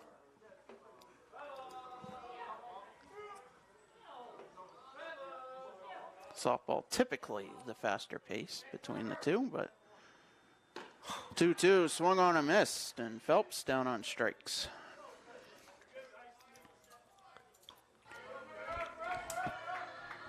The catcher, Gage Hubbard. As Hubbard steps in, base is empty, 1 away. And the pitch. Popped up in the infield, heading foul territory, dancing on the line, and Dillon makes the catch in fair territory, according to home plate umpire Kevin Joyce. And there's 2 away.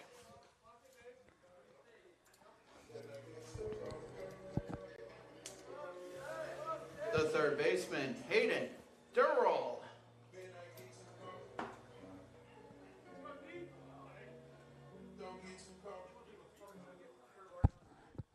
As Durrell steps in, base is empty, 2 away. The pitch is in there for a strike. Mustangs definitely want at least one more run to go into the 7th inning with. The 0-1, that's in there, 0-2.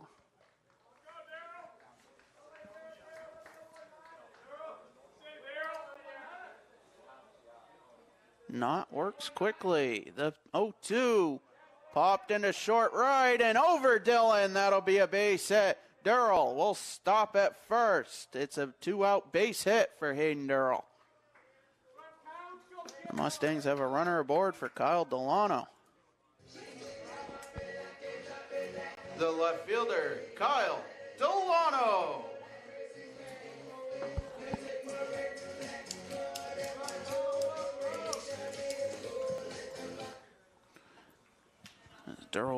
Delano. Thurl at first. In the pitch.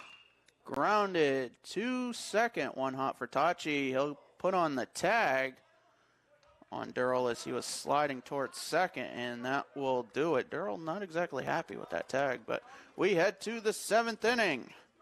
Mustangs 1, Seawolves nothing. Coaches know you can't win a game without proper planning and execution. Let Gosline Retirement Planning coach you into a confident retirement. Here at Gosline Retirement, we provide that proper planning and help you utilize a step-by-step approach on all facets of your retirement planning. We provide guidance on income planning, wealth management, understanding taxation, Medicare and long-term care, and legacy and estate planning. We pride ourselves on working hard for those who have worked hard their entire lives. So, schedule your appointment today and let the team at Gosline Retirement Planning put together a retirement game plan for you.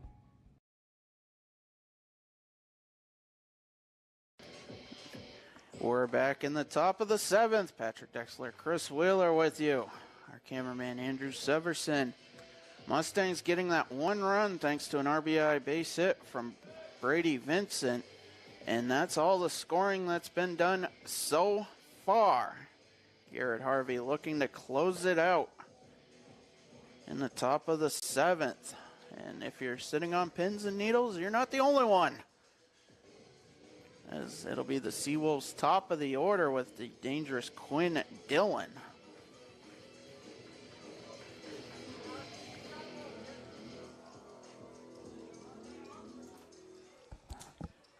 Leading off for the Seawolves, the first baseman, Quinn Dillon. He'll be followed up by Brady Alone and Peter Kiblinski. First pitch of the 7th inning is in there for a strike. Both dugouts will definitely be into it here in this half inning. The 0-1 misses upstairs, 1-1.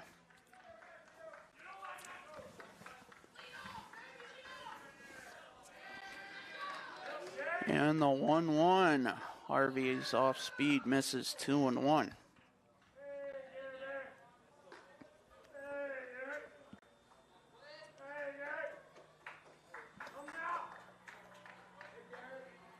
Reminiscent of a playoff game. It's a 2-1, grounded, a 2-hopper to first. Vincent with it, over, tags the bag. There's 1 away. As NBA playoffs and NHL playoffs are about to start. NBA in the play-in tournament. Bruins are playing the Maple Leafs and the left fielder Brady Alone in the first round. Couldn't be happy about that. We beat them all season. Pitch outside to the left-handed hitting Alone. My Detroit Red Wings just missed the playoffs. 1-0 fouled back.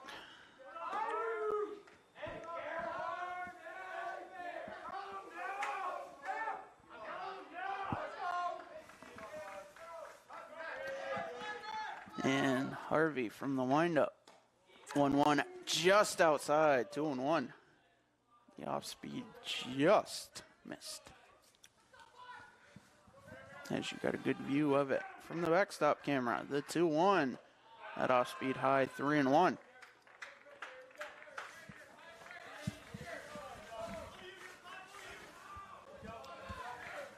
Harvey working quickly, the 3-1. Pitch upstairs and a 1-out walk.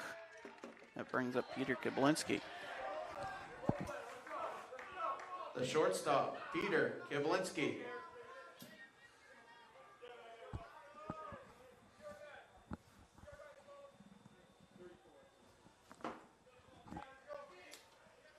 Your attention, please. Pinch running at first, number 34, Jason Collado. Jason Collado will pinch run for the left fielder Alone here in the top of the 7th. Seawolves want to get that tying run, and he represents that tying run. With 1 away, Mustangs in double play depth. pitch to Kablinski is in there for a strike.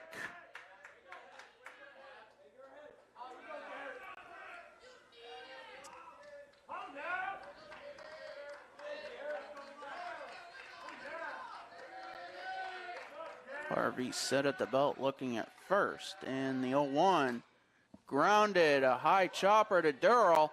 He'll fire to first, not in time, as Kablinski beats out the grounder for an infield single. The Seawolves have 2 aboard with 1 out. The third baseman, Ryan Thurber. Seawolves looking to steal this game from the Mustangs.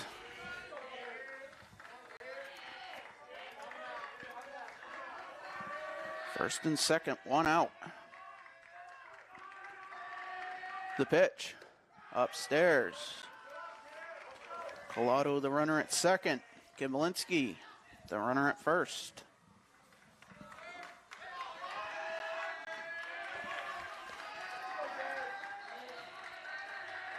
And the throw to second, not in time.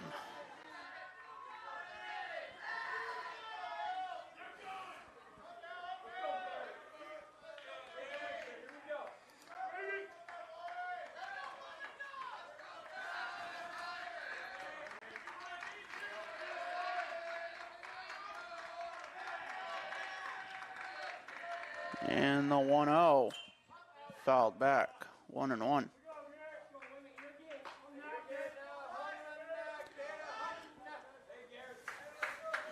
We'll have the Edge Nutrition Player of the Game coming up at the conclusion of Game 1. We'll also have about a 20-minute break, and we'll bring you the lineups and first pitch of Game 2. The 1-1 off speed misses, 2-1.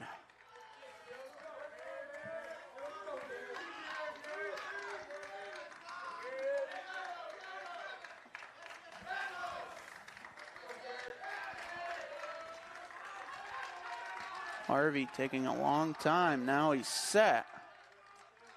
Looking at second. Robertson over to cover the bag, but he goes back. The 2-1 is low. 3-1.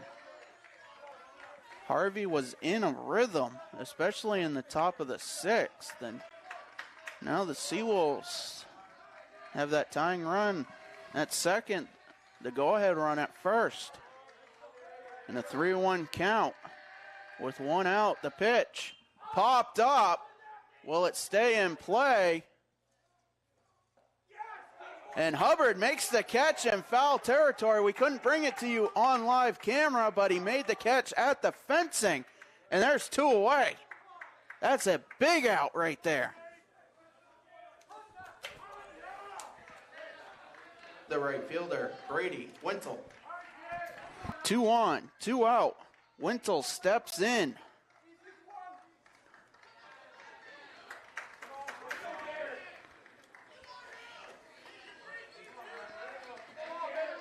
Harvey set, looking at second. And he'll fire. Pitch outside, 1-0.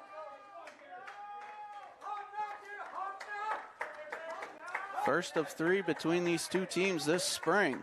2 today, 1 next Wednesday. And the 1-0 popped up, going foul territory. Vincent over, and he makes the catch.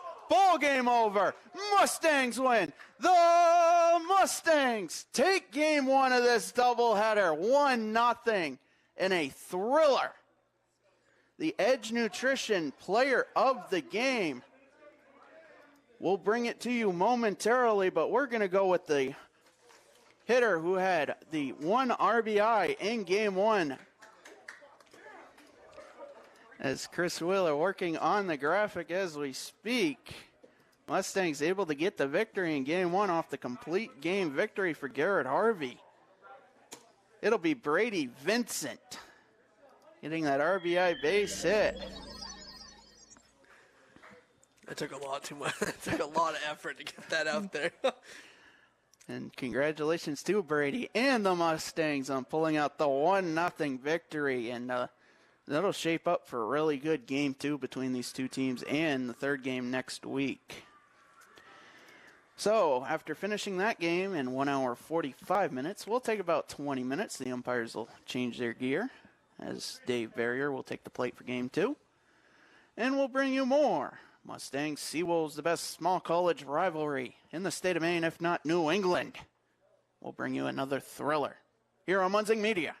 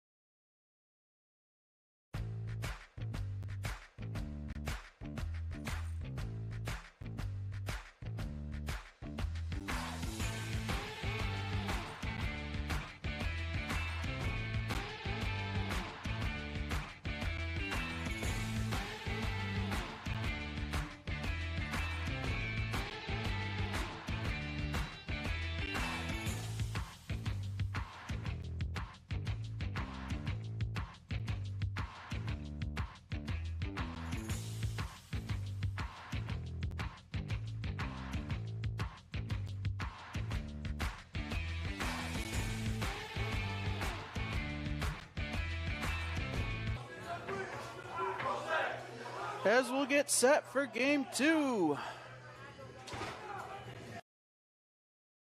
Lineup that looks like this. Lee Robertson will lead off, and he's the shortstop. Brandon Gore will be at second again, batting second. Brady Vincent getting the start again. He's the Edge Nutrition Player of the Game for game 1. He'll be at first, batting third. Colton Frisbee gets the start at third. He'll clean up. Gage Hubbard will be the DH, batting fifth. Behind the plate, Hayden Durrell bats sixth. Andrew Trombley bats seventh. He's the left fielder. Ryan Stone will bat eighth. He's the right fielder. And Mason Booker rounds out the lineup in center. And on the mound, we talked to him pregame. The sophomore from Phillips, Maine, gets the start. Trevor Phelps. They'll face a Seawolves lineup that looks like this. Quinn Dillon will lead off. He'll be the first baseman. Brady Alone in left, batting second.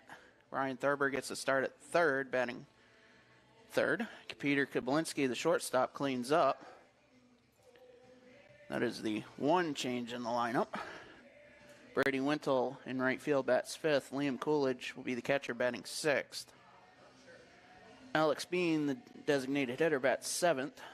Dante Tonchi at second, batting eighth. And rounding out the lineup, Adam Rowland in center. Pitching for the Seawolves, you'll see him in the bottom of the first. Bennett Smith, the first year from Falmouth, Maine. So just one change in head coach Nick Lopp's lineup as the Seawolves look to bounce back. Mustangs took game 1, 1-0, in a game that lasted just 1 hour, 45 minutes for 6.5 innings. As we'll get set here in Auburn for game 2. First pitch will be about 5:43. Leading off for the Seawolves, the first baseman, Quinn Dillon. As Quinn Dillon will step in from the right side. Trevor Phelps is ready. Hayden Durrell's ready. Quinn Dillon's ready. Dave Verrier's ready. And let's do it here in Auburn. The first pitch is in our first strike, and we are underway. First pitch, 5:43. Still in the 50-degree range, 56 at the time of first pitch. The 0-1 is low, 1-1. Trevor Phelps working on just 2 days rest, making his 9th appearance, 8th start. Has a 2-2 record with a 3.28 ERA as he pours in a strike count, 1-2. Working quickly. And now the 1-2. Grounded foul down the first baseline. Patrick Dexler, Chris Wheeler bringing you the second of the Mustangs Seawolves doubleheader. Our cameraman Andrew Severson, executive producer Rob Munzing bringing you Mustangs softball on the other end of the turf complex. Trevor Phelps from the windup. The 1-2. Called strike 3. Trevor Phelps starts the game with a strikeout. The left fielder, Brady, alone. As Alone will step in. 1 out, base is empty. And the pitch skips in, 1-0. Durrell working behind the plate for game 2 after starting at third, game 1. Colton Frisbee slides into the lineup at third, the sophomore from Queen Creek, Arizona. The 1-0, grounded off the glove of Vincent and into right field. He ranged over. Phelps was looking to cover the bag, and it just went off Vincent's glove. So 1 on, 1 out. The third baseman, Ryan Thurber. Thurber steps in.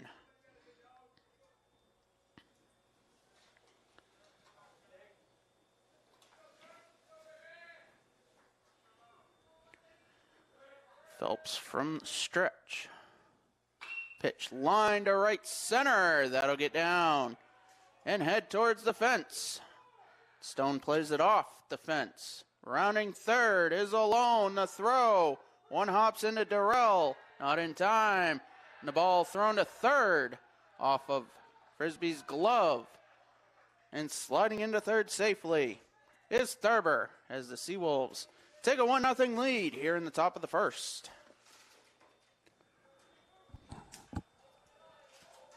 The shortstop, Peter Kablinski. Something the Seawolves didn't do in game one. And with one out here in the top of the first, they take the lead and have another run just 90 feet away. Pitch low to Kablinski, 1-0. So credit a double and an RBI to Ryan Thurber and advance to third. Pitch driven to right. Booker coming over. He'll make the catch. Tagging is Thurber. The throw not in time. 2 outs. But the Seawolves now up 2-0.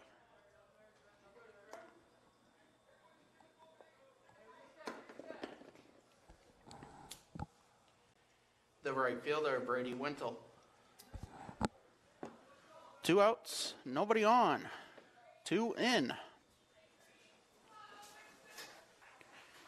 And the pitch. Lined, 1 hop to second. Gore with it over to first, and that will do it. 2 runs. On 2 hits, nobody left. We head to the bottom of the first. It's 2-0 Seawolves.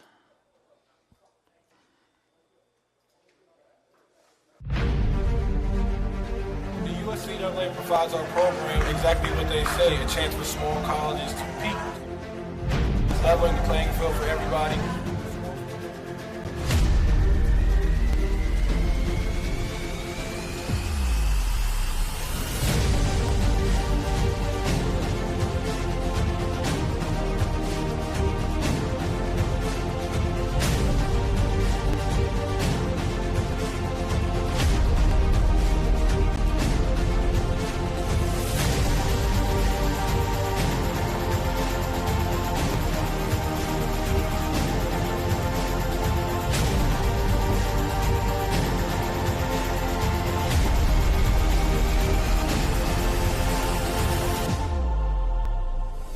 It provides a great opportunity, just the fellowship amongst athletes, get a chance to play against some different teams that typically don't get a chance to play against from different regions, different parts of the country. It kind of gives you an opportunity to kind of see where you're really at against everybody. Really good. Like I said, just a great environment, well-ran tournament. It's a pleasure to be part of organizations like USCA.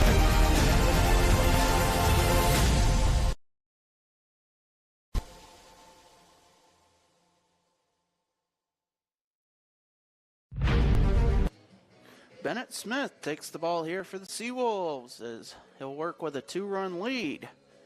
Lee Robertson, Brandon Gore, Brady Vincent, top of the Mustangs lineup, due up here in the bottom of the first as they look to cut the deficit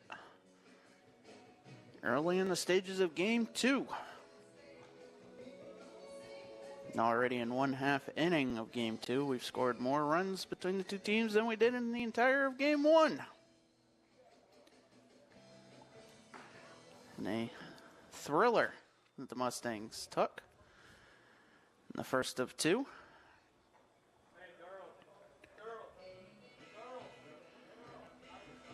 These two teams will finish up game 2 and then play a 9-inning game. That could potentially be the rubber game next Wednesday in South Portland. First pitch down there scheduled 3:30.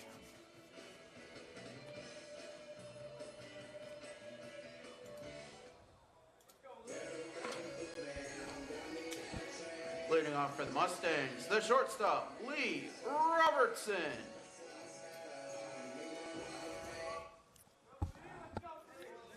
As Robertson steps in.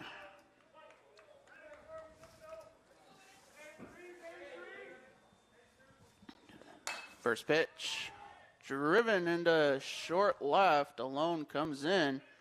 One pitch, one out. Kiblinski climbing back. But outfield has priority as Alone made the catch. The second baseman, Brandon Gore.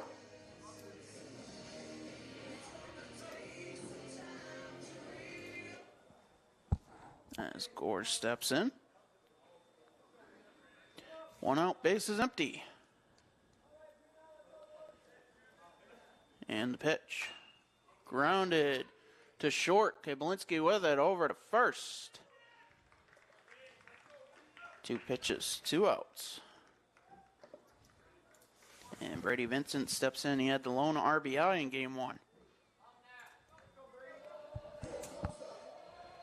The first baseman, Brady Vincent.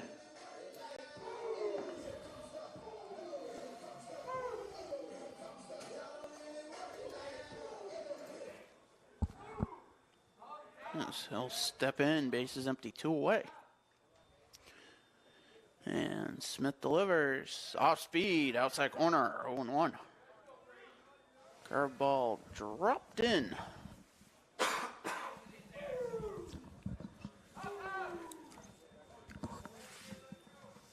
And the 0-1. It's in there for a strike, 0-2.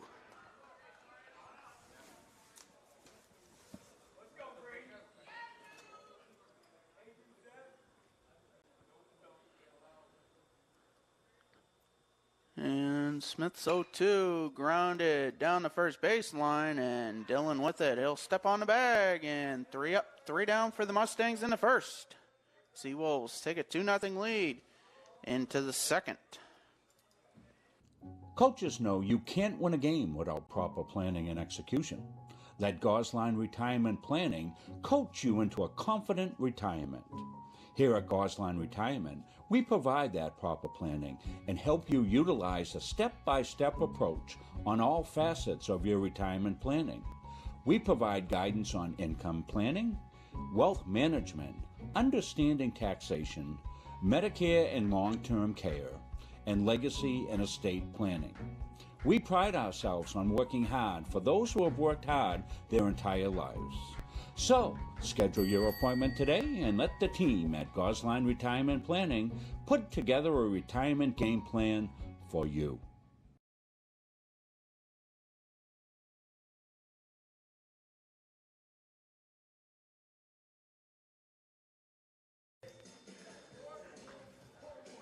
We're back here for the second inning. Trevor Phelps with an 11-pitch first inning, but 2 hits, 2 runs, and a strikeout later. Seawolves have a 2-0 lead here in the top of the second. Mustangs 3 up and 3 down in the bottom of the first.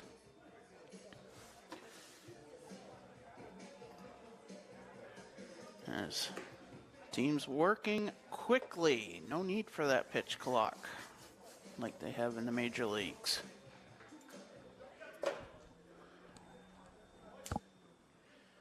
Leading off for the Seawolves, the catcher, Liam Coolidge. As Liam Coolidge, Alex Bean, and Dante Tachi due up here in the top of the second. And the pitch, swing and a miss. Count 0-1. Phelps came into the start, 2-2 record, 3.28 ERA. Pitch fouled back. Phelps up 0-2. Trevor, 29 hits, 24 runs, 15 of those earned, 16 walks, 30 strikeouts. That before the 2 runs given up. The 0-2 grounded back to Phelps. He'll flip to Vincent at first, and there's 1 away. Final score from the first softball game, 11-1 SM over the Central Maine Mustangs. That game finished up in our 20-minute break. The designated hitter, Alex Bean.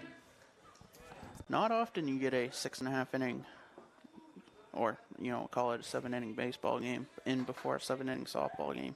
It's very, very unlikely. Pitch to Bean, grounded, foul. Down the third baseline. Count 0-1. But these two teams, they play to that pace of play.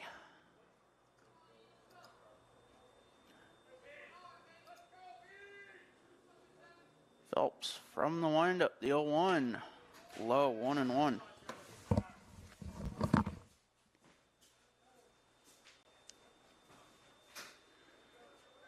Phelps back up quickly. The 1-1 is low, 2-1.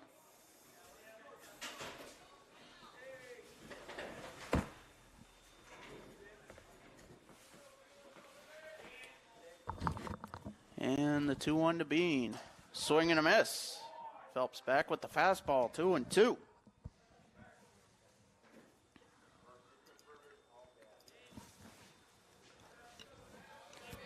Base is empty, 1 away.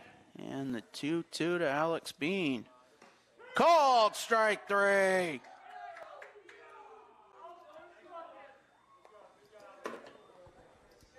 Big strikeout for Trevor Phelps here in the half inning. The second baseman, Dante Tachi. As Tachi steps in from the left side. Base is empty, 2 away. Phelps gets the sign from Durrell, and he'll kick and fire. Pitch low. Count 1-0.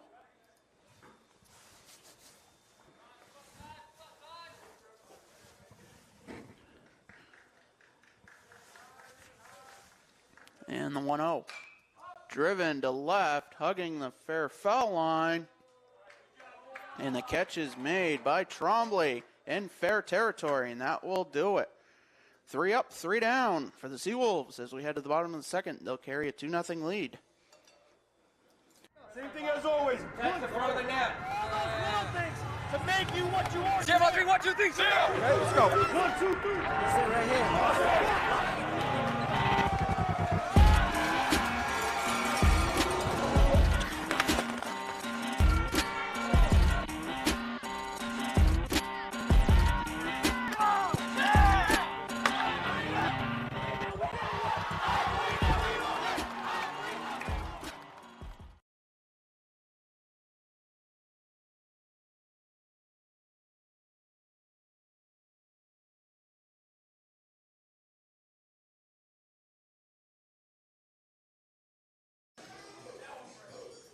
As we're back here for the bottom of the second. Colton Frisbee, Gage Hubbard, and Hayden Durrell due up.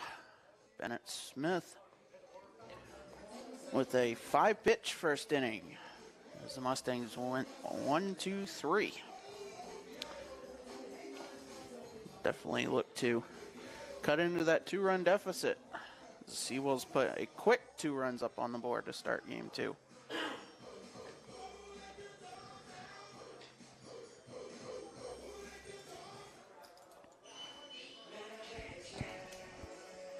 Leading off for the Mustangs, the third baseman, Colton Frisbee.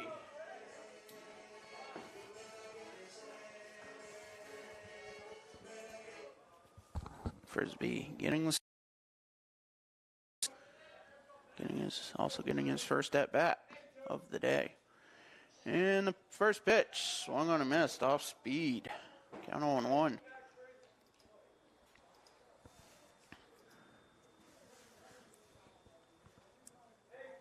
And Smith's 0-1. Outside, 1-1.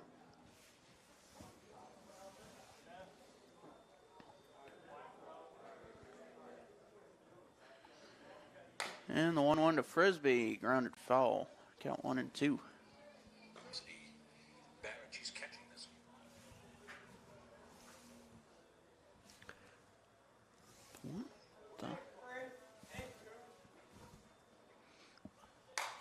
And the pitch grounded through the left side of the infield. That'll be a base hit. And Frisbee reaches with 1 out.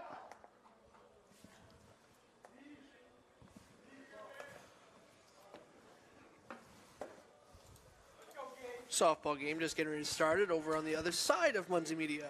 The designated hitter, Gage Hubbard. Rob Munzing on that call. play-by-play and production. He gets the big bucks for that. It's a hard task. And 1 on, 1 out. Pitch to Hubbard upstairs. 1-0. Hubbard caught game 1. It's the DH for game 2. Frisbee at first. The 1-0 count. Pitch fouled back. Count 1-1.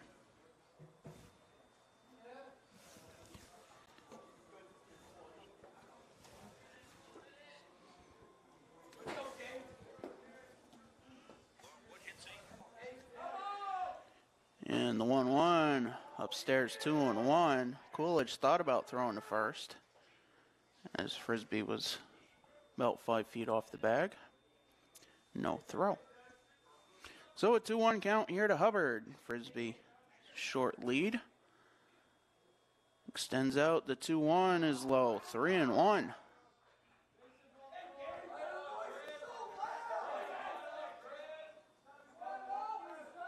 Bennett Smith just the 1 hit so far. Given up to Frisbee in the bottom of the second. Throw over to first. Not in time.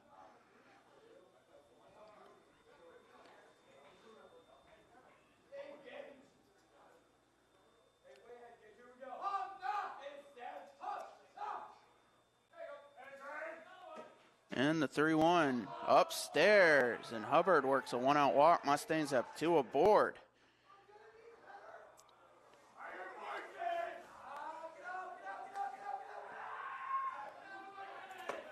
For Hayden Durrell. Excuse me, there's nobody out.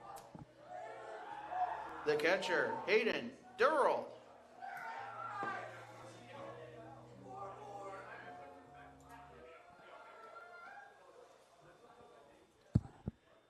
Scoreboard malfunction on a little bit on my part.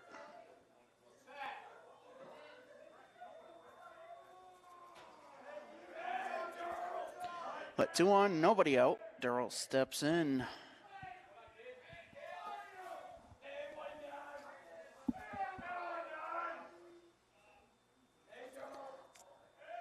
Durrell shows bunt. Pitch fouled off. Count 0-1. Mustangs electing to play small ball. Hopefully put a good bunt down. Get the runners into scoring position.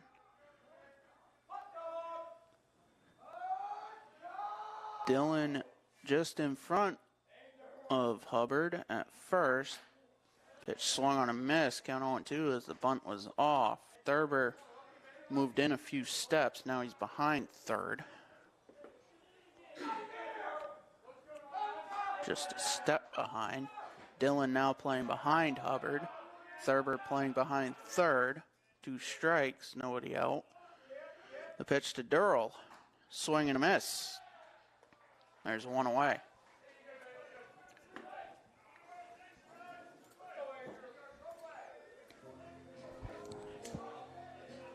The left fielder, Andrew Trombley. As Trombley steps in 2 on, 1 out.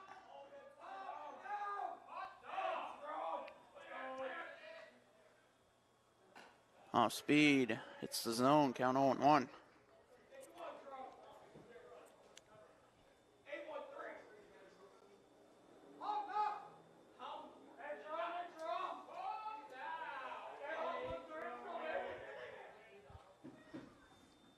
One fouled back. That curveball was dropping. Count 0-2.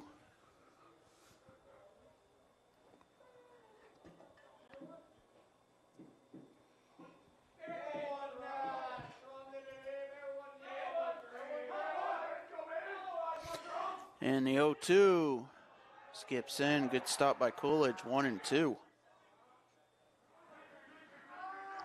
Seawolves at double play depth. Tachi playing over towards second. Kiblinski over on the left side of the infield. Frisbee at second. Hubbard at first. The 1-2 to Trombley. That's fouled back. As he stays alive. And our camera plays the old shake, rattle, and roll.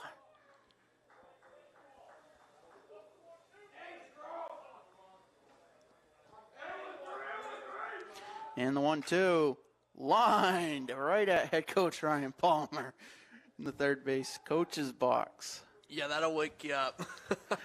So we'll do it again at 1-2. And nonetheless, Coach Ryan Palmer now paying a little more attention. As if he wasn't already.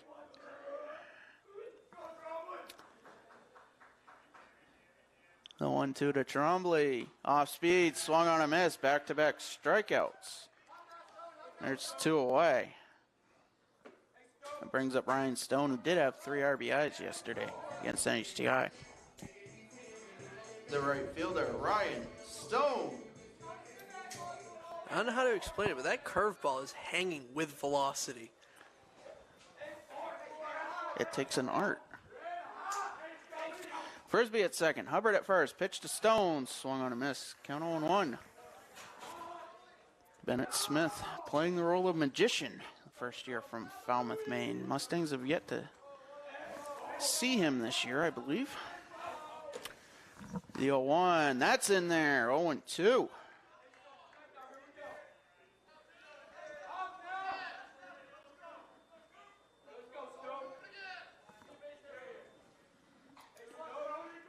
Bennett Smith set from the stretch. 2 on, 2 out, 2 strikes. Pitch popped up.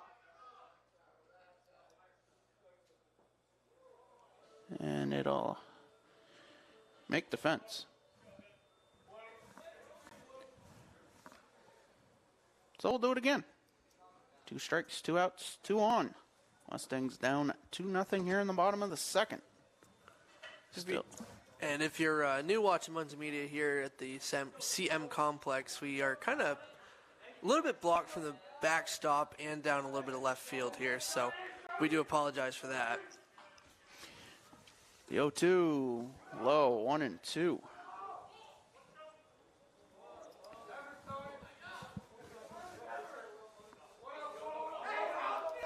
Smith working quickly. He's back set. The 1-2 curveball popped up. Foul territory at third. Thurber makes the catch. And that will do it. Mustangs strand 2 as we head to the third. It's 2-0 Seawolves.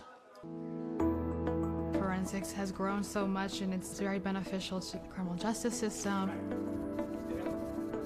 I was always one of those kids that watched forensic files. That was something I loved.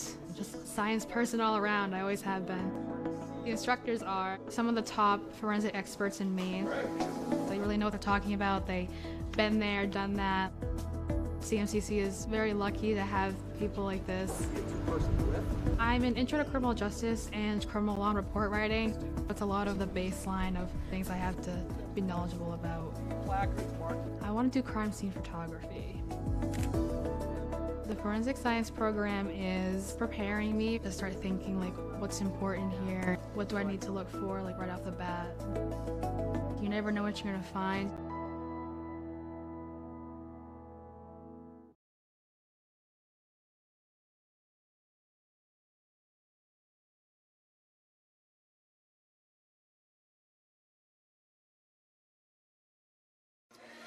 Trevor Phelps, 21 pitches after 2 innings as he'll start the top of the third. Seawolves with the 2-0 lead. Thanks to a 2-run top of the first. They strike early. They'll start with Adam Rowland in the 9 spot. Followed up by the top of the lineup in Quinn Dillon and Brady Alone. Leading off for the Seawolves, the center fielder, Adam Rowland. Trevor Phelps bouncing back on just 2 days rest. So far he's been economical, but the 2 runs being the difference as the first pitch of the third inning is low. Count 1-0. Lights are on here on the campus.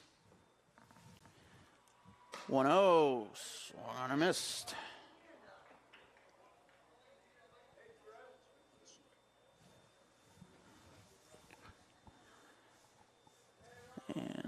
Phelps is 1-1. Off speed in the zone, 1-2. Slider working outside towards the righty Roland. And quickly, the 1-2. Off speed, hangs, but it'll be fouled off. And we'll do it again.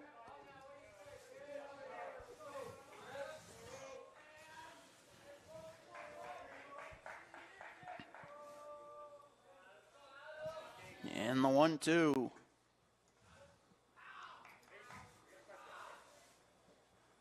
Miss 2-2. Making sure it didn't hit Roland. And it did not. So a 2-2 count. And Phelps delivers. Pitch skips in. 3-2.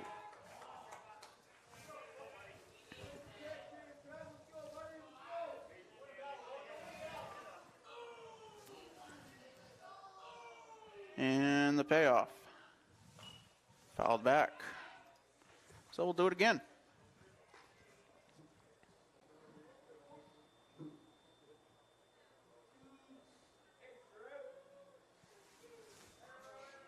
Phelps gets the sign. He'll kick and fire. Pitch upstairs. Roland works a leadoff walk.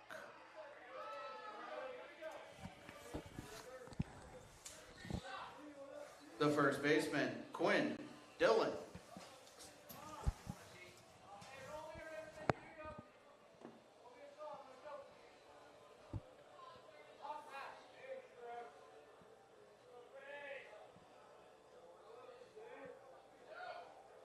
Phelps set from the stretch. Pitch. Low, 1-0.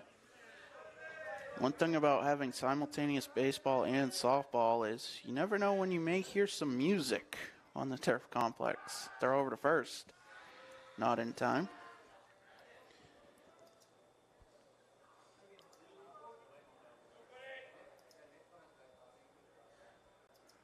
The 1-0.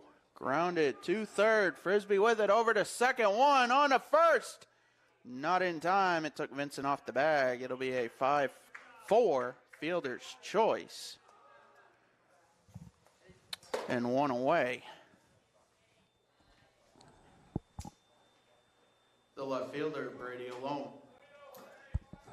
As Alone will step in. With Dillon now the runner at first.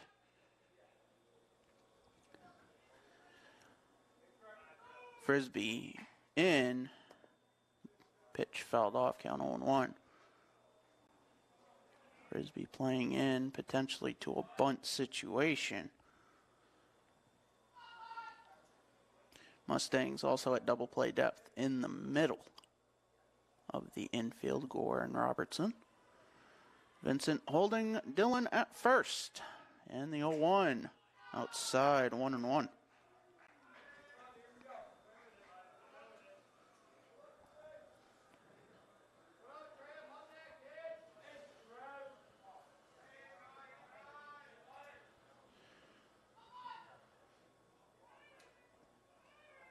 And the 1-1.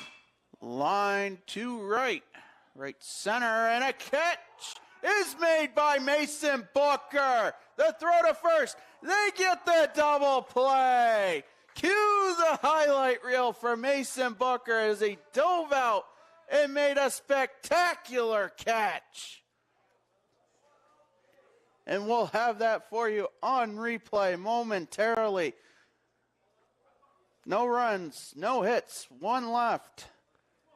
We head to the bottom of the third. Seawolves up 2-0. Yeah, you're going to see that right here. He has a lot of distance to travel, lays out and makes the catch. A little bit of a faceplant towards the end, but we'll give it to him.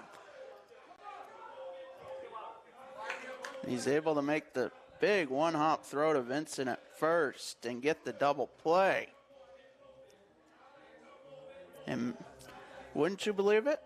Mason Booker's going to lead it off here in the bottom of the third.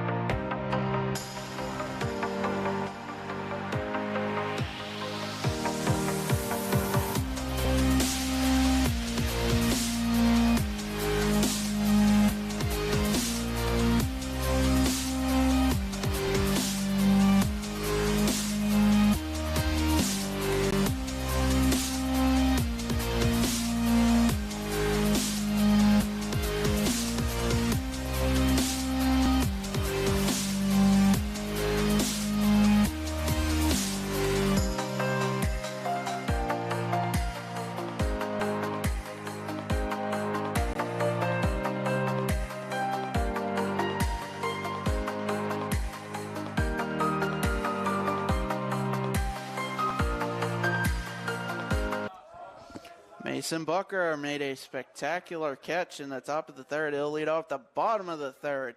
And the first pitch, curveball hangs, is popped up, heading towards the Seawolf dugout, and there's no catch. Very tough play for Coolidge. He went in sliding. Count 0-1. Patrick Dexler, Chris Wheeler, bringing you the second of two. Here in the bottom of the third of game two. Mason Booker will be followed up by Lee Robertson and Brandon Gore. Here in the half inning. In the 0-1. That one's fouled back. And a count 0-2. A terrific double play in the top of the third. You can't get much better than that.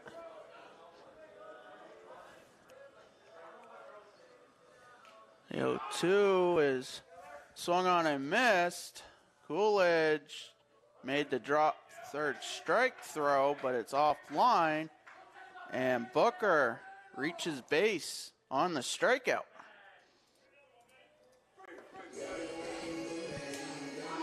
The shortstop, Lee Robertson. So the leadoff runner aboard, despite the strikeout, they'll go in on as a wild pitch. And the first pitch to Robertson, outside corner, count 0-1.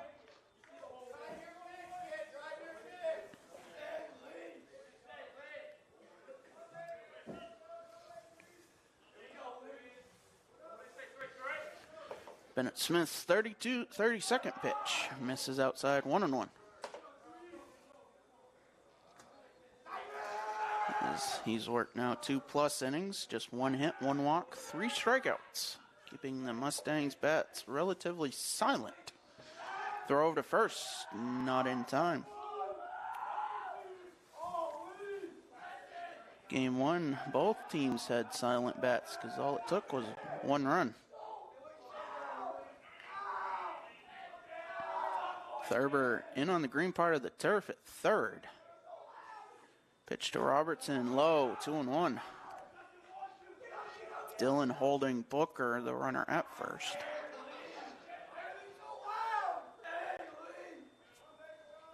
Tachi playing over towards second. Kablinski more on the left side of the infield as that pitch fouled off.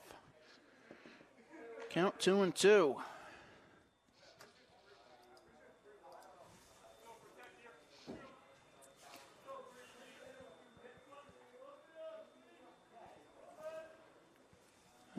Smith set from the stretch, the 2-2. Skips in, gets away from Coolidge. And Booker will head to second on the wild pitch. As the count is now full to Robertson with Brandon Gore on deck.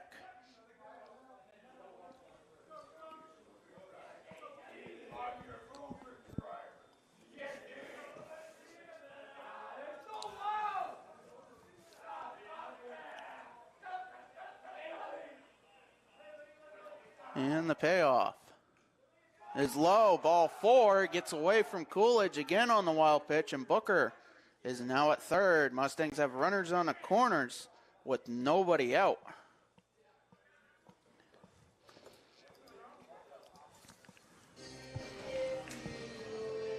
The second baseman, Brandon Gore.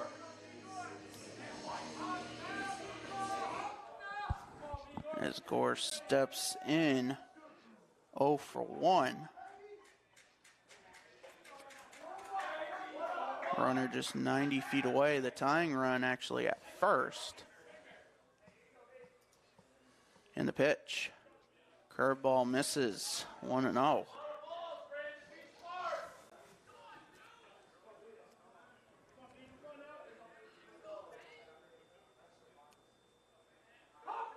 Smith looking at first. Set. And the 1-0 popped up in the infield. Dillon over. He'll make the catch. And there's 1 away. That brings up Brady Vincent, who had the lone RBI in game 1. He's 0 for 1 here in game 2. The first baseman, Brady Vincent.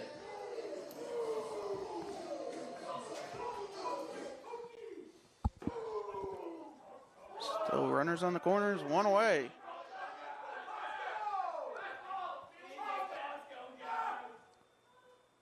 And the pitch. Skied up. It'll go over us. And out of play. Just waiting for the day for it to sound like a firework going off above us when it hits the roof. Yeah, that's happened before. The 0-1, runner goes, pitch low and outside, and no throw. Count 1-1. As now the Mustangs have two in scoring position, and that tying run at second. 1-1 count to Vincent. Right side of the infield's open as Tachi playing towards second. Dylan towards first.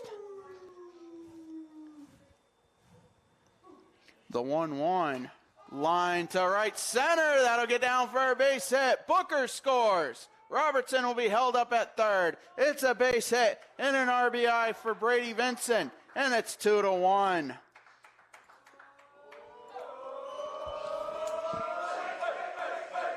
The third baseman, Colton Frisbee.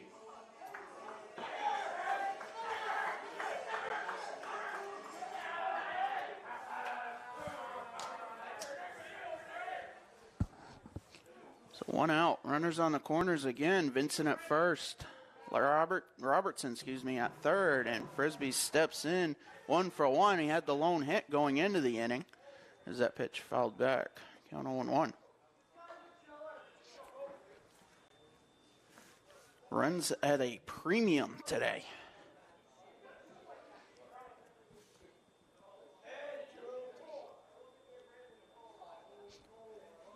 And the 0-1, inside corner, 0-2.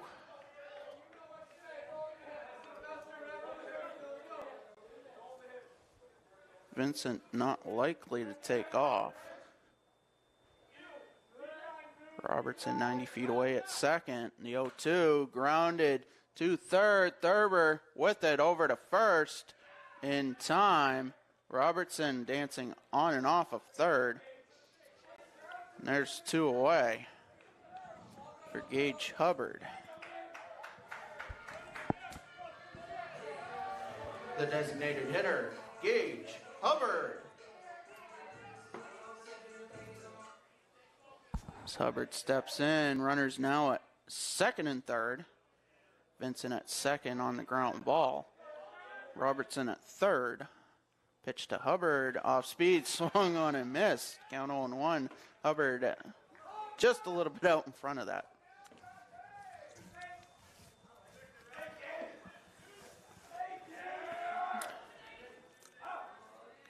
The 0-1, fastball low, 1-1.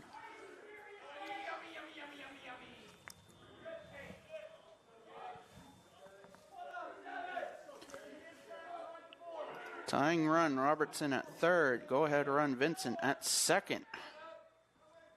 The 1-1 upstairs, 2-1.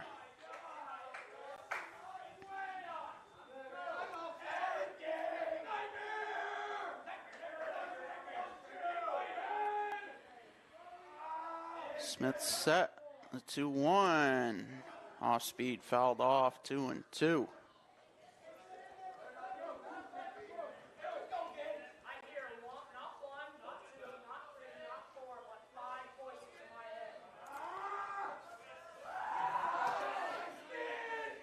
And the 2-2, called strike three, fastball pretty much down Main Street. And that will do it for the Mustangs. They get one, strand two. We head to the fourth.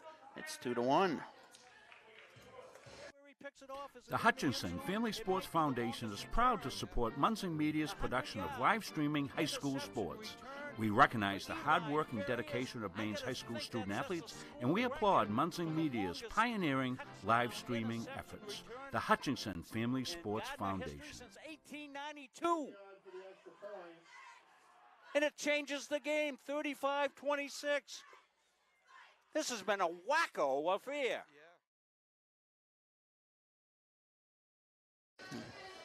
As we're back here for the fourth, Trevor Phelps at 33 pitches through 3.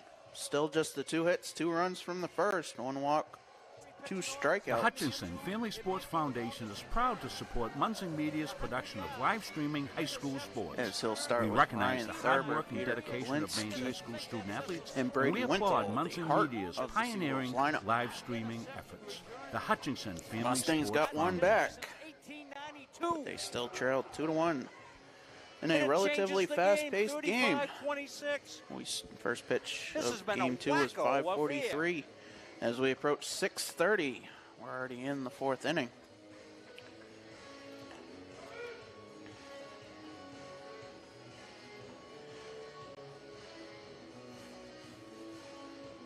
We'll have Mustangs softball this weekend. Saturday and Sunday. 12 o'clock first pitch on Saturday, 1 o'clock first pitch Sunday.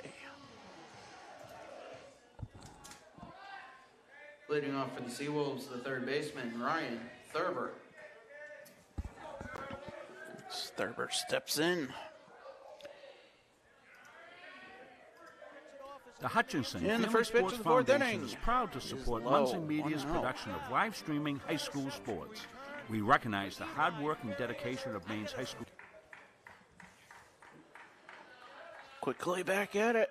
Phelps 1-0. Misses 2-0.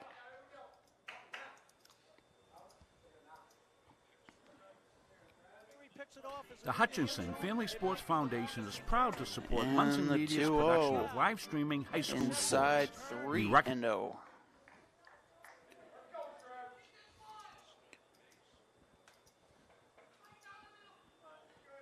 And the offer. A 4-pitch walk to Ryan Thurber to lead off the inning.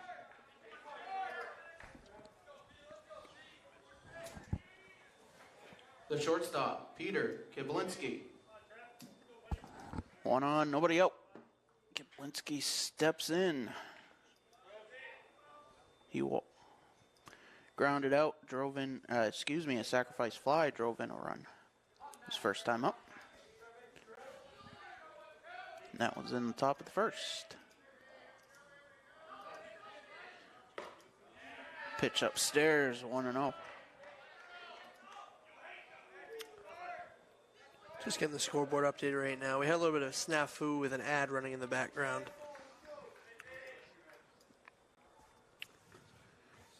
And the 1-0 is in there for a strike.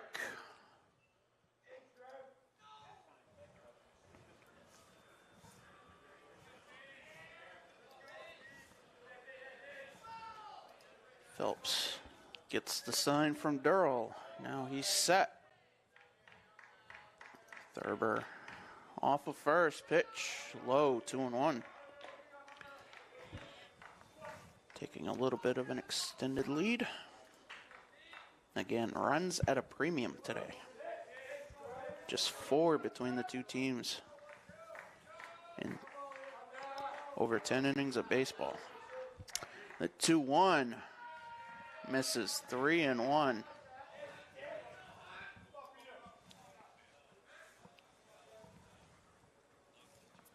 Hitters count here for Kiblinski. And the pitch, driven to left. And Trombley under, he'll make the catch. There's one away. Thurber will head back to first. The right fielder, Brady Wintle. Scoring upgrade from the softball game. It's tied 2-2, bottom of the second. Is there in the second game of that doubleheader. Executive producer Rob Munsing on that call. 1 on, 1 out. Pitch to Wintle is low. 1-0. Brady 0 for 1.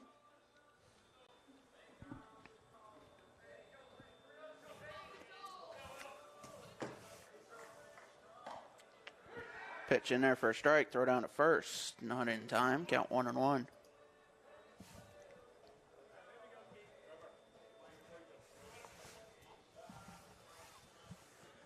Looks like they're having a little bit of technical difficulties over at the softball game just after I read the score.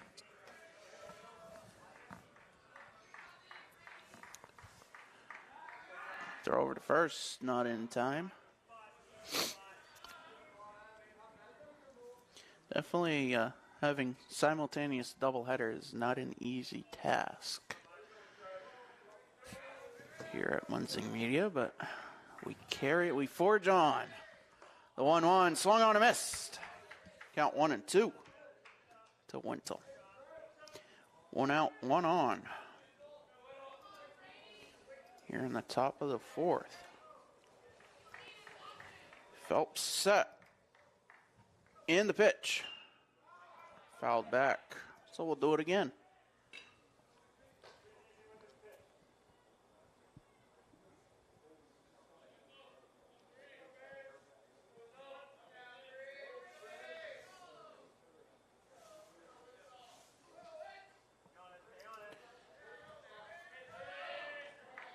And now the 1-2. Swing and a miss. Big strikeout for Phelps. There's 2 away. Thurber still at first. The catcher, Liam Coolidge. As Coolidge steps in. 0 for 1. Phelps looking at Thurber at first. Now he's set. And the pitch. Off speed, just up. 1-0. Just above the top of the zone. Throw over to first. Not in time, as Thurber was taking his lead towards second. Now Phelps set. The 1-0. Swing and a miss.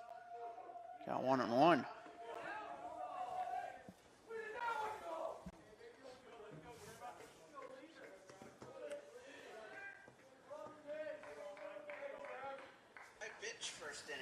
And the 1-1 grounded to third. Frisbee with it over to first. In time. That will do it for the inning. Seawolf Strand 1. So we head to the bottom of the 4th. It's 2-1. I'm Greg Glynn, athlete brand advisor and CEO of Pliable. Pliable helps high school, college, and professional athletes build their athlete brand. New name, image, and likeness opportunities are a game changer for athletes and for businesses. To learn more about social media marketing and endorsement opportunities for your brand, visit pliablemarketing.com or call 1-707-PLIABLE.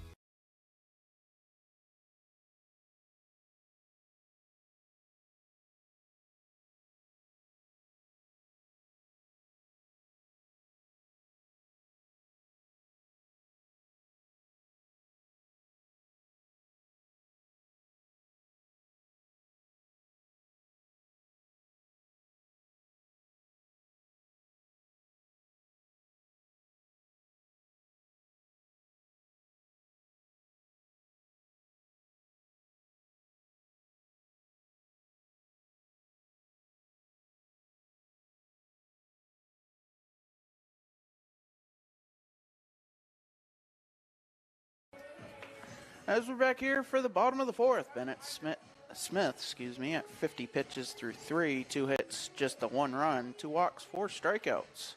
Mustangs able to get the 1 run in the bottom of the 3rd, and this would be the time to get a little momentum shift and tie the game as we head towards the latter stages of Game 2.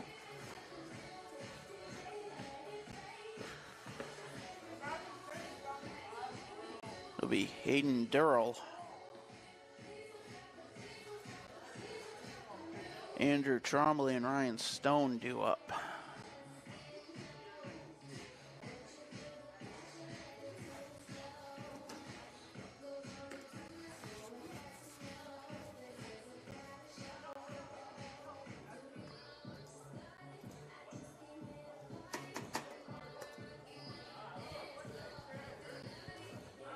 Coach Ryan Palmer talking to home plate umpire Dave Verrier. Just some housekeeping.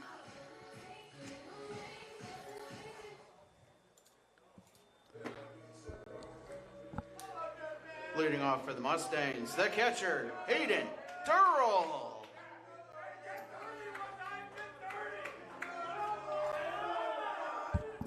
Durrell steps in 0 for 1 with a strikeout. And the first pitch of the bottom of the fourth, curveball in there for a strike.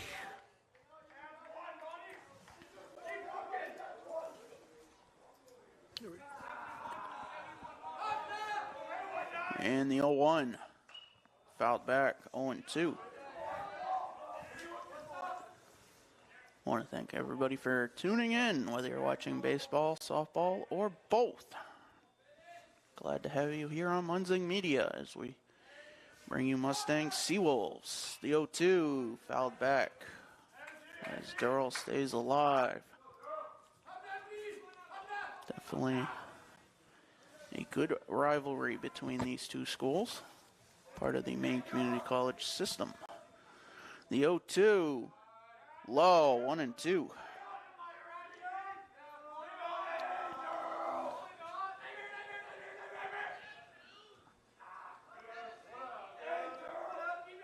And Smith from the windup.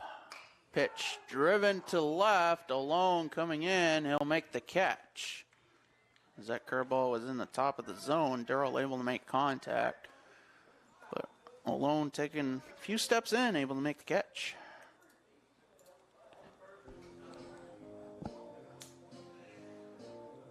The left fielder, Andrew Trombley.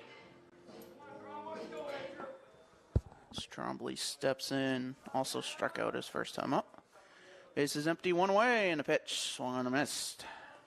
Down 0-1.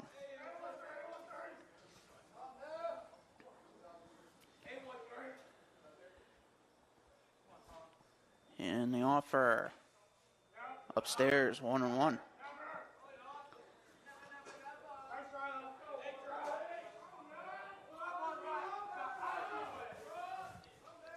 And the pitch skips in, 2-1.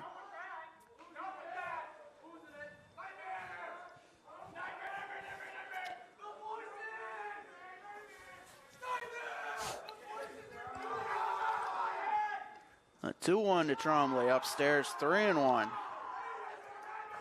Mustangs dugout a little loud this half inning. Not uncommon though. Get some energy back for him. The 3-1, swung on a miss. That fills the count.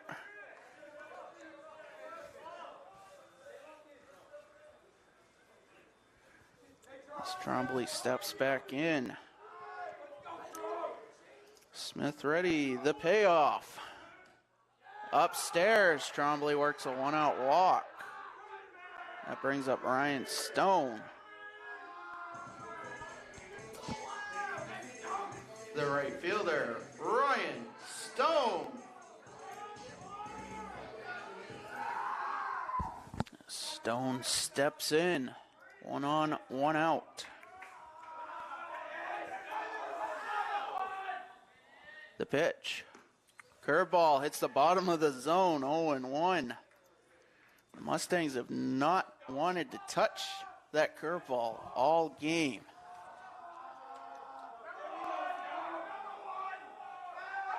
Throw over to first, not in time.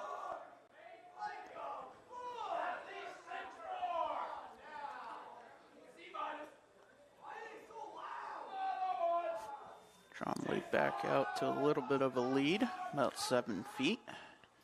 Pitch, line to left. That'll be a base hit. Trombley will stop at second as Lalone corrals it.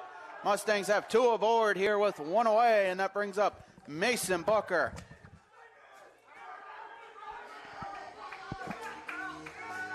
The center fielder, Mason Booker.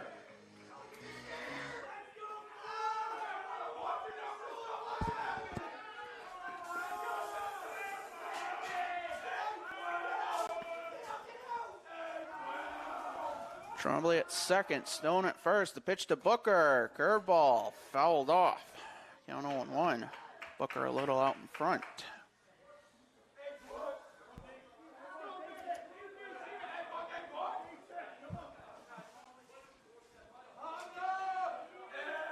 Tying run at second. Go ahead and run at first. Pitch grounded up the middle off of Smith. It gets just barely past Kiblinski. He's able to corral it, and that'll be an infield single for Mason Booker off of Bennett Smith, and that turns the lineup over to Lee Robertson. Bases loaded, one away. The shortstop, Lee Robertson. Big situation here. Tying run at third. Go ahead run at second. Robertson is 0 for 1 with a walk. His pitch low, 1-0.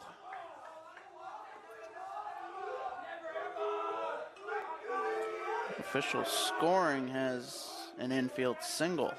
Thank you. Thanks to Greg Post.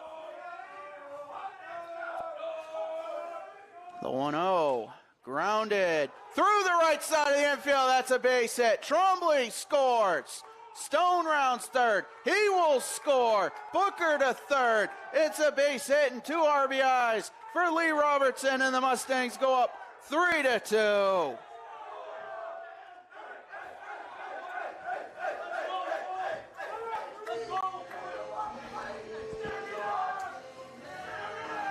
The second baseman, Brandon Gore.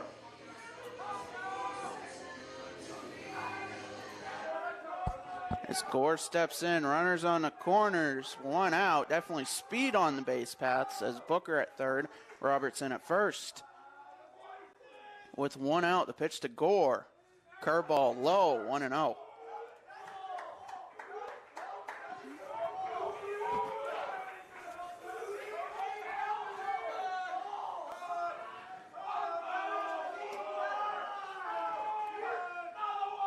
And the 1-0.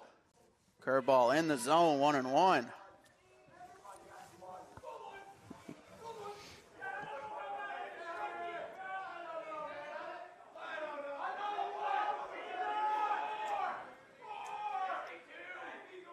Throw over to first, not in time. Robertson able to get back. He almost got him on that one. He stutter stepped towards second.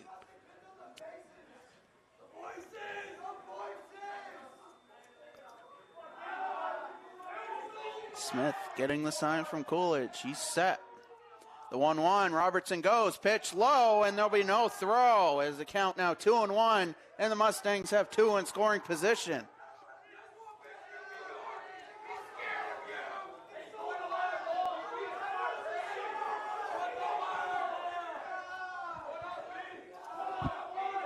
Smith set. Looks at second and third. The pitch. In there. 2-2.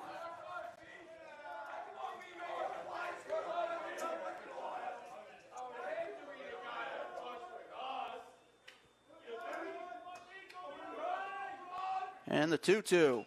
Popped up, short right field. Tachi going back. He can't make the catch. Booker scores. Robertson stops at third. It's a base hit and an RBI for Brandon Gore, and the Mustangs now up 4-2.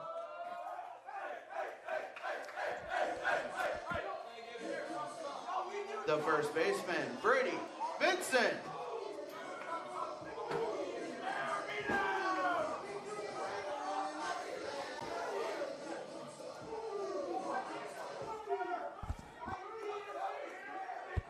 Runners on the corners once again, 1 out.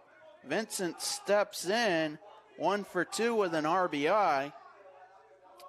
Mustangs looking to add on. Runner goes, pitch. In there for a strike. Hits the outside corner, and Gore takes second.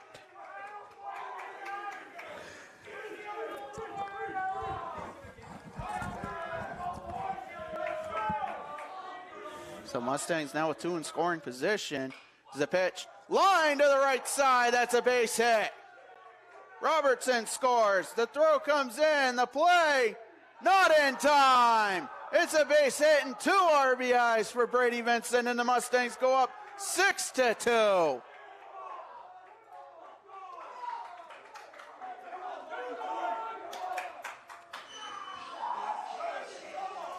And that'll garner a mound visit.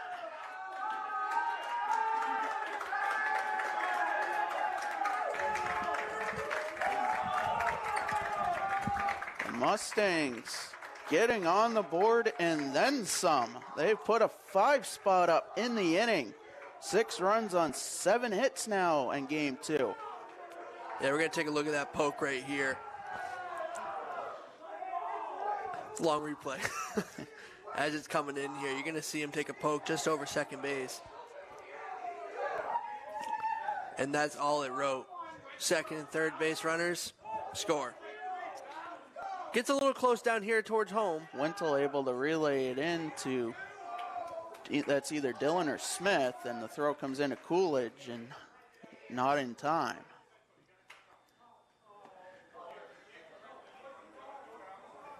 So Vincent at first, still 1 out, and Colton Frisbee steps in. He had the first hit of the game for the Mustangs. The third baseman, Colton Frisbee. Action in the Seawolves bullpen. And the pitch, low, 1-0. As softball coverage still being brought to you. We've caught up to the softball score. It's 6-2 on both fields. SM winning over in the softball field. CM here.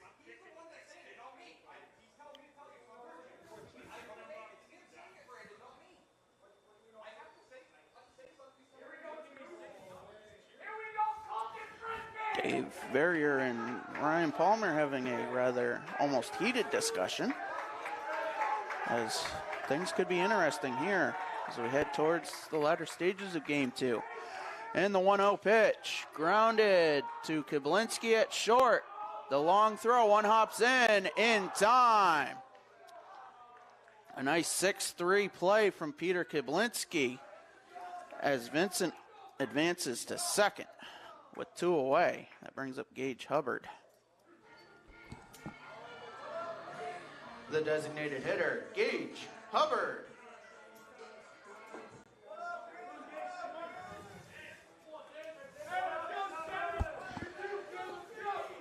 Two outs, Vincent at second.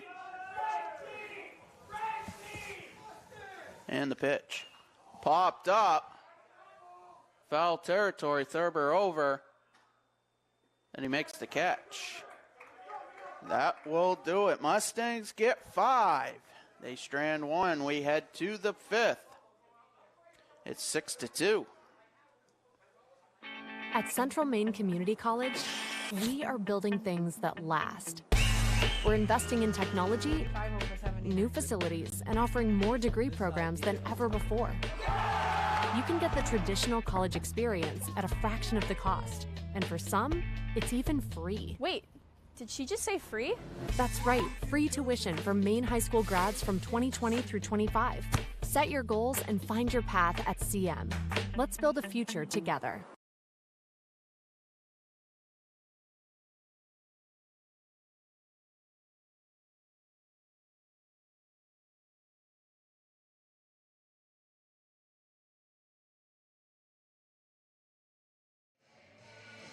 Trevor Phelps at 49 pitches through 4, and he now is working with a 6-2 lead.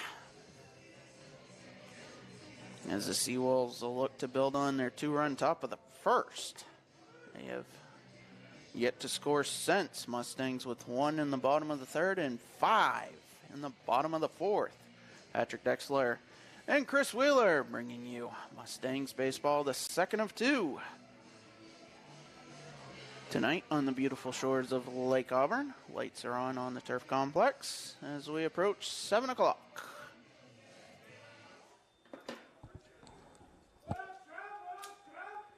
Leading off for the Seawolves, the designated hitter, Alex Bean. At Central Maine Community College, we are building things that last. The top of the 5th. And the first pitch from Trevor Phelps is driven to left center, more towards center, and Mason Booker will make the catch. 1 pitch, 1 out.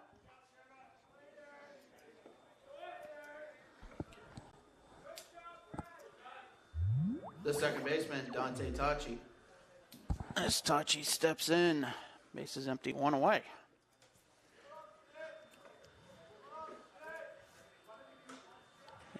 And the pitch. Low, 1-0.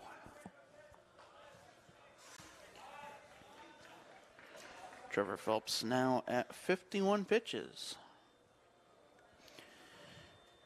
And pitch 52. Off speed, misses just outside, 2-0.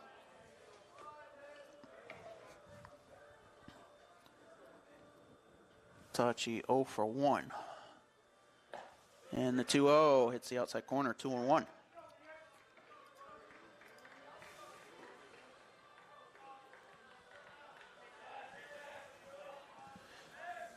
And the pitch. Swung on a miss. Foul tip, 2-2. At the softball end, it is 6-3 for the Seawolves in the third inning. We'll wait confirmation on that. Pitch upstairs. That fills the count. As Rob Munzing bringing you softball action. But first, baseball. Call strike 3 on the outside corner. Another strikeout for Trevor Phelps, as he now has 4 on the day. The center fielder, Adam Rowland. As Rowland steps in, he walked his first time up. Base is empty, 2 away. Pitch in the top of the zone, 0-1. That changeup stuck in the upper third of the zone. And the 0-1. Off speed, misses low, 1-1.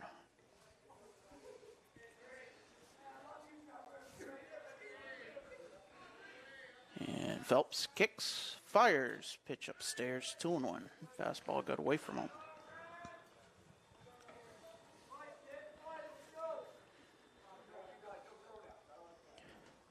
And the 2-1. Outside, 3-1.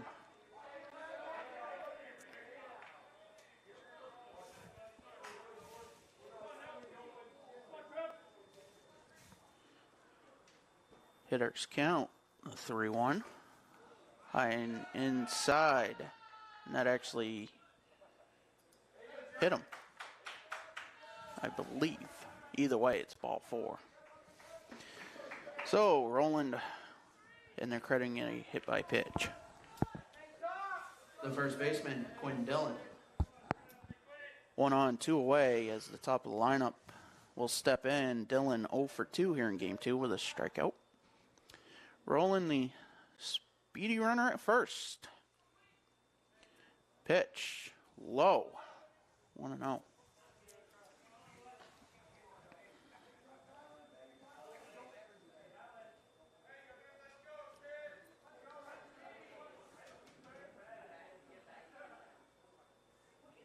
And the 1-0, grounded, back to Phelps on a 1-hop.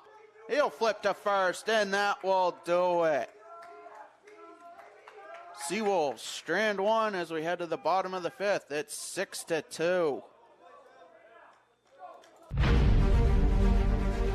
USCAA provides our program exactly what they say, a chance for small colleges to peak. It's leveling the playing field for everybody.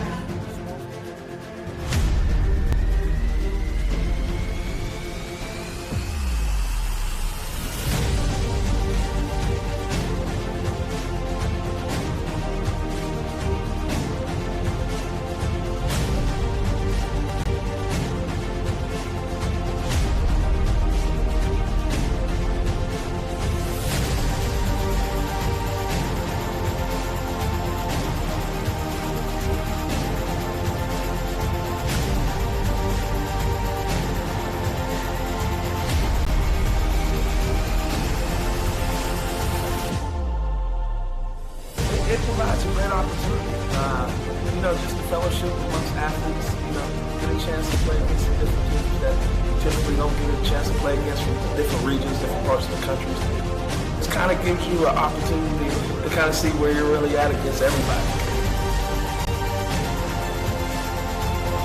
Really good. Like I said, just a great environment, well-ran tournament. It's a pleasure to be part of organizations like the USCA.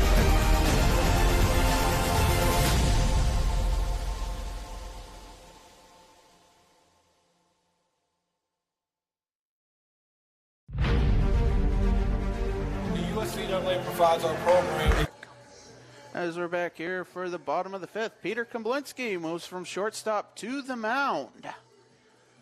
It'll be Brady Navalny now at short. So the Seawolves will lose the designated hitter as Navalny will slide into the 7-hole. And Kablinski will take the mound for his 5th appearance as Hayden Durrell steps in. Leading off for the Mustangs, the catcher, Hayden Durrell.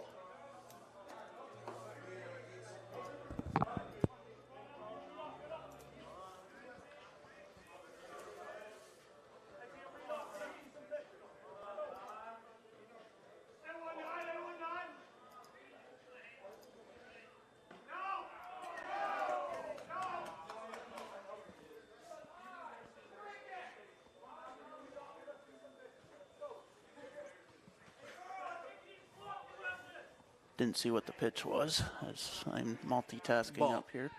Count 1-0.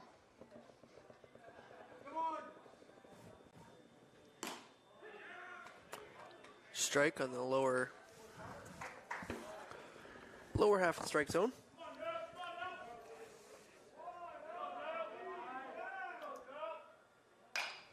There's a pitch. Line to center, and that'll drop for a base hit as Durrell reaches the leadoff runner aboard. And him being the catcher,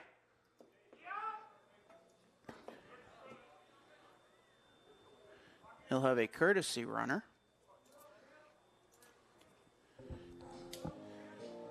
The left fielder, Andrew Trombley. Your attention, please. Courtesy running at first, number 8, Caleb Thompson.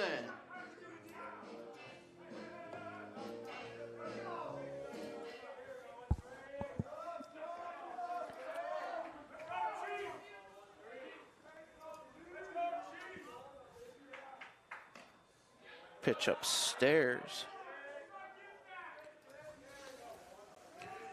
Trombley 0 for 1, also worked a walk. It's not in time. As Caleb Thompson running for the catcher Durrell.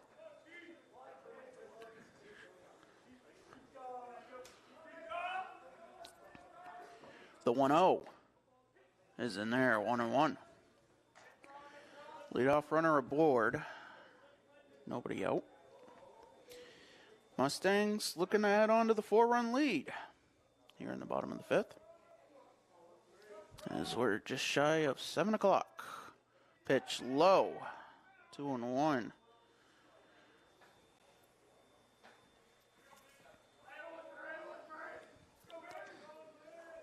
Temperature definitely dropping here in game 2.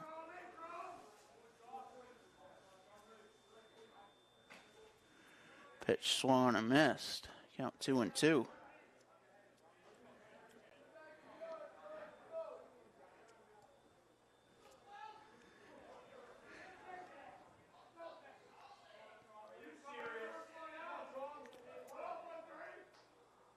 And the 2-2. Called strike 3. Fastball in the zone, and Trombley down on strikes.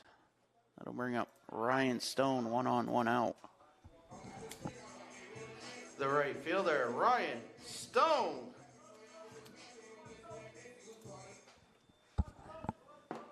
Stone steps in. He's 1 for 2 with a run scored. And the pitch. Low. Good stop by Coolidge. Count 1-0.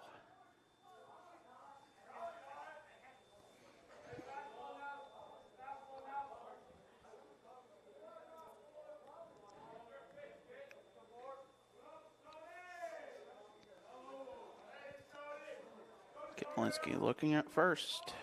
And the 1-0 is in there for a strike, 1-1.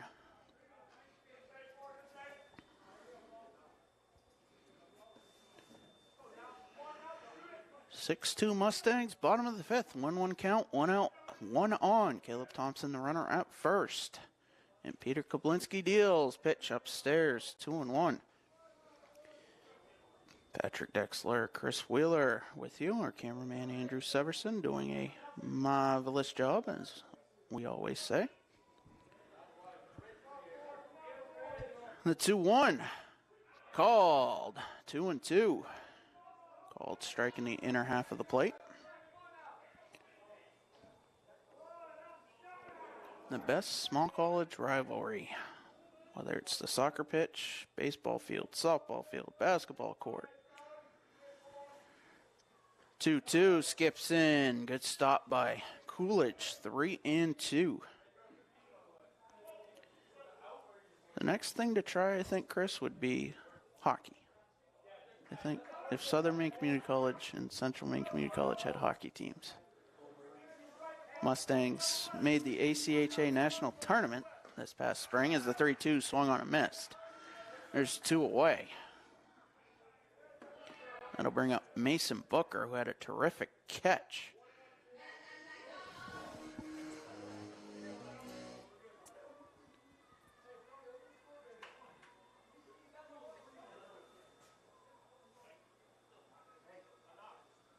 And home plate umpire Dave Verrier taking a moment.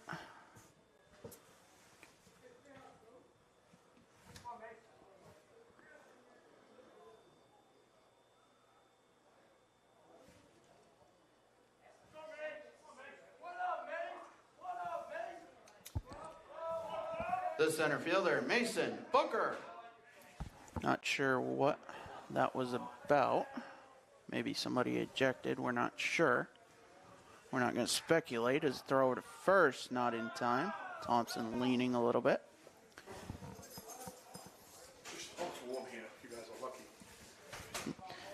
Athletic Director Dave Gagne has stepped into the Mustang booth. And the pitch to Booker is low, gets away from Coolidge, and Thompson will head to second. He'll take a turn at second, but no advance from there. So a 1-0 count, and now a runner in scoring position after the wild pitch. As Booker is 1 for 2, 2 runs scored.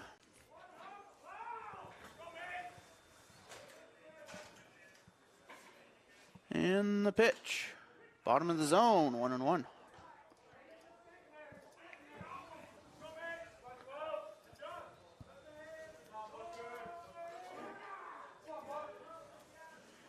And the 1-1. Another called strike, 1-2. Is Kibelinski able to paint the bottom of the zone? Kibelinski moving in at the start of the inning from short to the mound. And he'll fire that 1-2. Check swing. He did not go around as Thompson advances on the either wild pitch or pass ball. We'll wait for the official scoring.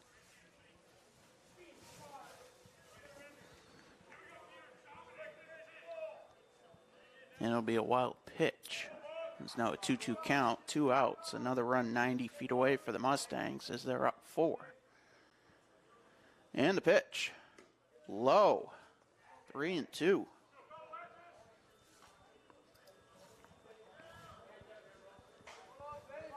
Three-two, 2 outs. Caleb Thompson at third. Kibelinski set at the belt. The payoff is low, and Booker works a 2-out walk as the Mustangs now have runners on the corners and the top of the lineup coming up. The shortstop, Lee Robertson. As Robertson steps in, 1 for 2 with 2 RBIs and a walk.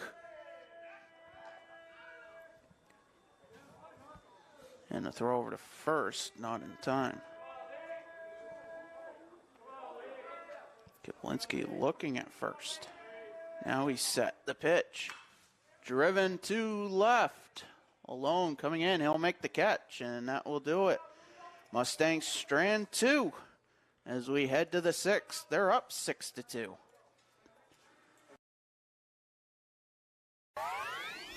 When I walked through these doors, I was just blown away. This is insane. It just caught my attention immediately. This is the first place that I've seen like this decked out. It's pretty sweet. What's the grand opening for our esports arena? We're talking 1,600 square feet of pure technology. Like, I'm shaking being here. It's so cool. There's nothing like it in Maine. We're ahead of the curve here. It's definitely a big market, something you can make a living on. I've always had an interest in esports. So we're treating it like an extension of our athletic program. And then in addition to that, we're starting an esports management degree program. It's just a different community for me to be a part of. It really just helps me just be myself. It's just really fun. This will bring students together. That's what's happening, and that's what esports is. To me, it's beautiful, and I want to live here.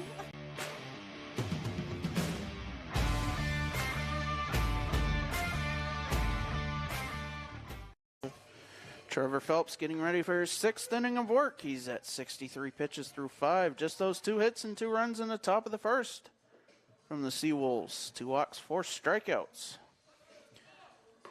Mustangs up 6-2.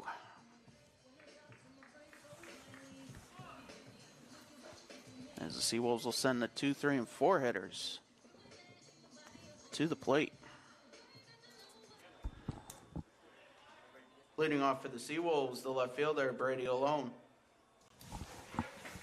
As Alone steps in, 1 for 2 with a run scored.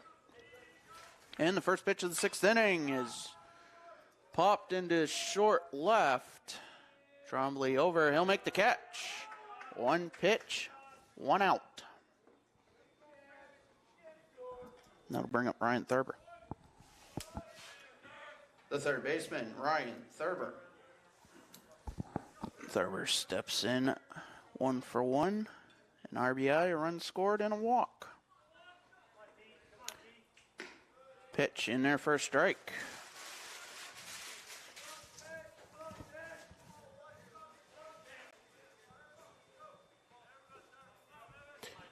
And the 0-1 skips in. Good stop by Darrell, 1-1.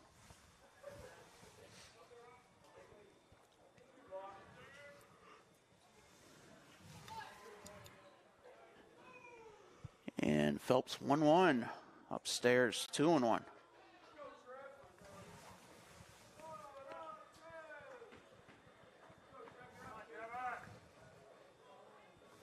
And Phelps deals. Pitch. Driven. Short right center. And Mason Booker will make the catch. There's 2 away.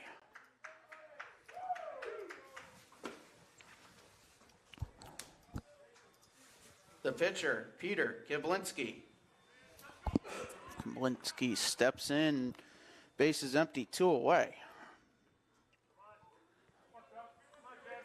Came in relief of Bennett Smith. And the pitch, grounded to second. Roller to Gore, over to first, and it's a 1-2-3 inning for the Mustangs. We head to the bottom of the 6th. They're up 6-2. At Central Maine Community College, we are building things that last. We're investing in technology, new facilities, and offering more degree programs than ever before. You can get the traditional college experience at a fraction of the cost, and for some, it's even free. Wait, did she just say free? That's right, free tuition for Maine high school grads from 2020 through 25. Set your goals and find your path at CM. Let's build a future together.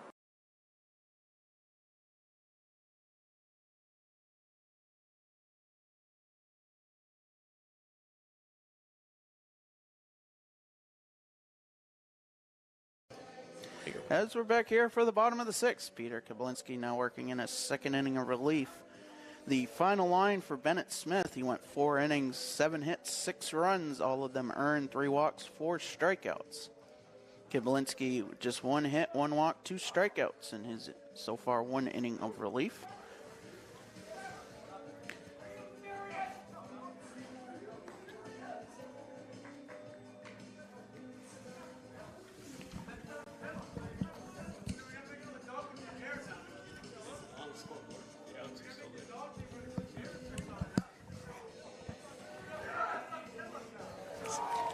As we'll start due up in the inning. It'll be Brandon Gore, Brady Vincent, and Colton Frisbee. The second baseman, Brandon Gore.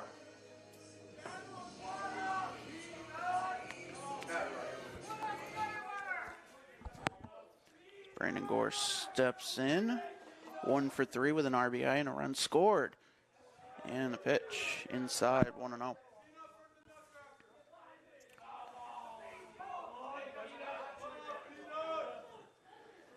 The 1-0.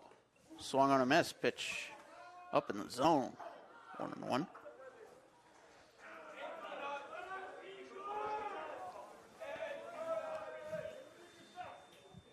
And the 1-1. Skips in. 2-1.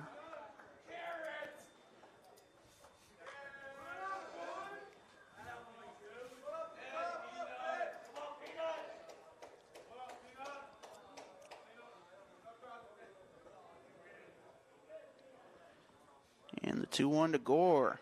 Inside 3-1.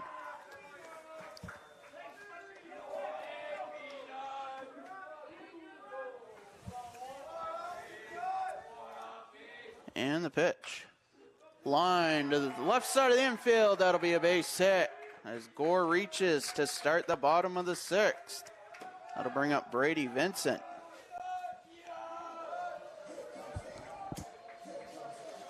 The first baseman, Brady Vincent.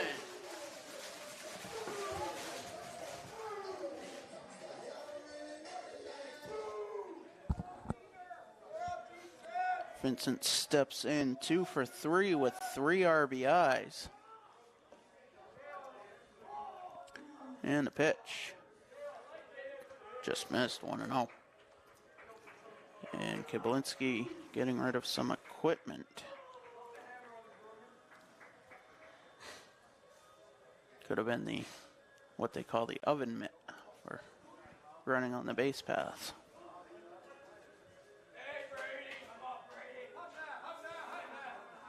Gore at first, any runner goes, pitch outside, the throw down, not in time. Credit a stolen base to Gore as he's now in scoring position in a 2-0 count to Vincent.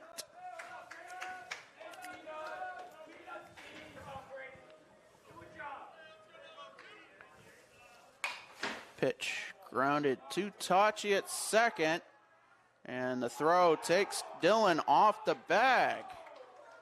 So that'll be an E4, and Gore now at third with Colton Frisbee coming up. Scoring update from the softball game. It's The 6-3 Colton SM Frisbee in the 5th inning.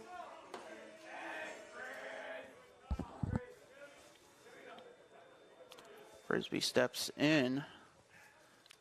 2 on, nobody out. As throw over to first, not in time. Gore at third, Vincent at first. Frisbee steps in 1 for 3 on the day. Pitch inside corner, 0-1.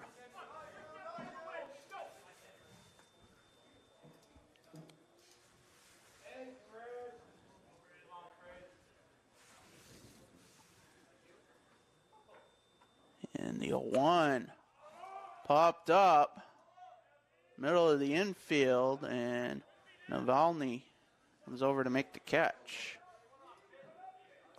There's 1 away.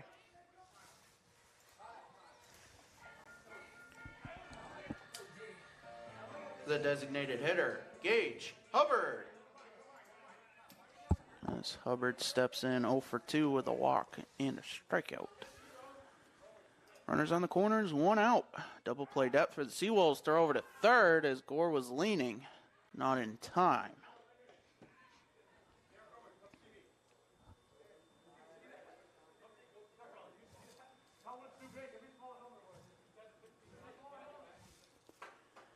And the pitch. Driven to left. Alone. And that ball is gone.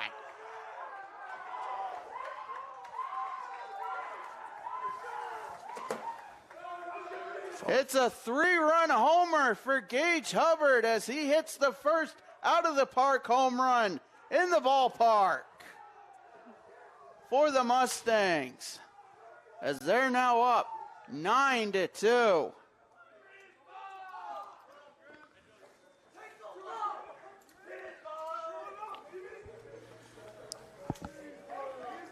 The catcher, Hayden Durrell. The Mustangs have pulled away here in game 2. Pitch inside corner, 0-1.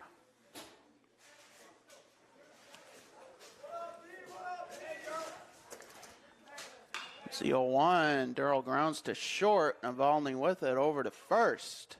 And there's 2 away.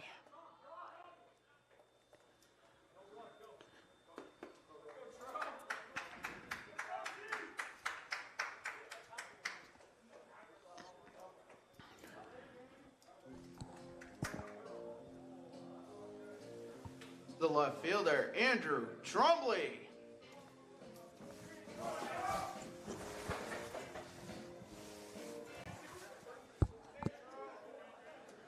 Lost a little bit of the left field angle as first pitch swung on a miss. We couldn't see if it was going to one hop or get out of here. And lo and behold, that ball was high. It was far.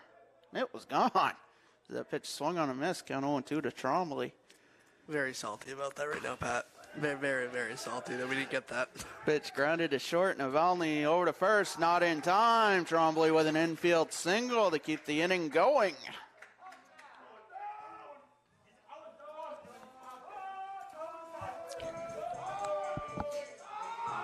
The right fielder, Ryan Stone. So Trombley at first, 2 away, 3 in off the 3-run homer from Gage Hubbard. This pitch in there for a strike, and we're going to have to do some deciding up here in the Mustang booth as to who gets Edge Nutrition Player of the Game for Game 2. As the 0-1 gets away from Coolidge, and Trombley will head to second on the wild pitch. He'll take a long jump off of second, but no advance. Major league backstop, but not quite big enough for a 2-base advance. So from what we're hearing from downstairs, he actually rang the Central Maine Mustangs pole? The Penske pole? The left field pole. The pitch fouled off, count 1-2. So he hit the pole, which is considered fair territory and a home run.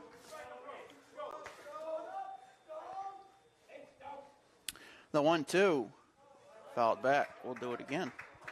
Trombley at second in scoring position. Mustangs up 9-2. We'll see if Trevor Phelps is out for the 7th, as he sits at 68 pitches through 6. Is the pitch called? Strike 3. That will do it for the Mustangs. They get 3 off the bat of Gage Hubbard, and we head to the 7th. They're up 9-2. Helping people is kind of ingrained into me. I am so glad that I chose to be here. It's a really great program. Primary downs in the heart. The instructors are super helpful. They really do set you up to be successful in the field. The new hospital simulation lab here at CMCC is a great addition. It's as close to replicating real life as you can get. We did an IV lab. With a mannequin, it's nice to get your toes wet before you jump into a clinical setting. Deep breath. CMCC is the best place to start nursing. It's challenging, but you are learning. We have a smaller size classroom, smaller ratio to instructors. It's affordable. It really provided me relief that I'm not going to accrue a lot of debt. I needed to set myself and my family up for success after. I'm going to come out of this able to actually practice as an RN in the real field. It's a wonderful opportunity.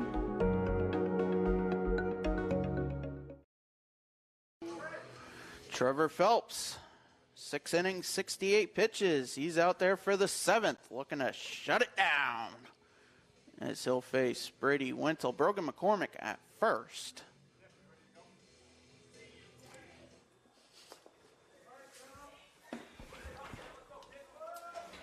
Leading off for the Seawolves, the right fielder, Brady Wintle. As Brady Wintle steps in here in the 7th. The pitch. Outside 1-0. Wintle will be followed by Coolidge and Brady Navalny.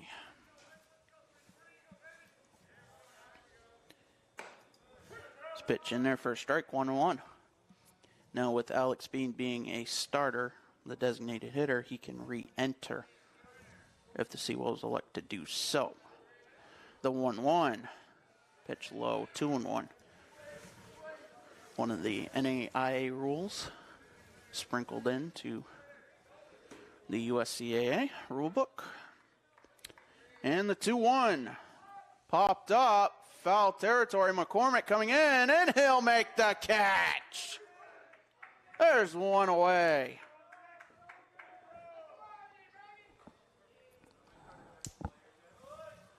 The catcher, Liam Coolidge.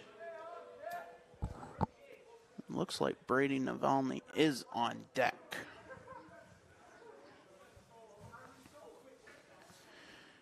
And the pitch from Phelps, driven to left.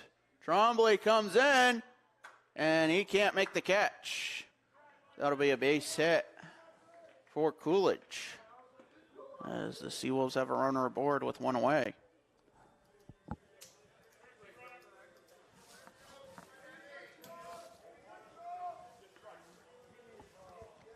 And the Seawolves have a courtesy runner at first. The shortstop, Brady Navalny.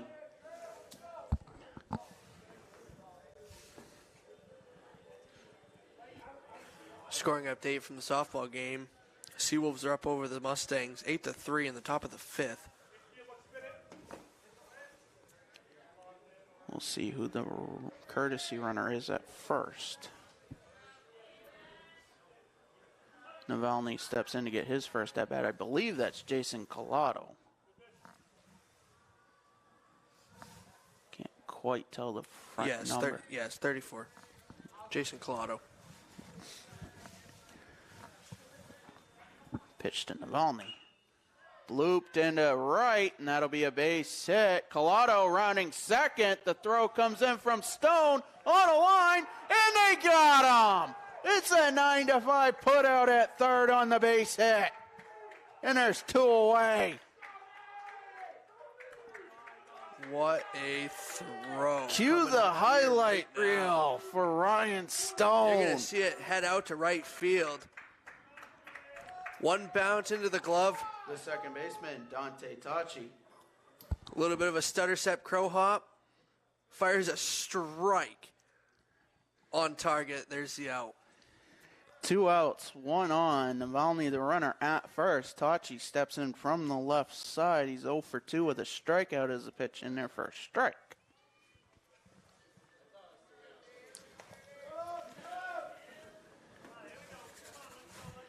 Phelps looking to finish it.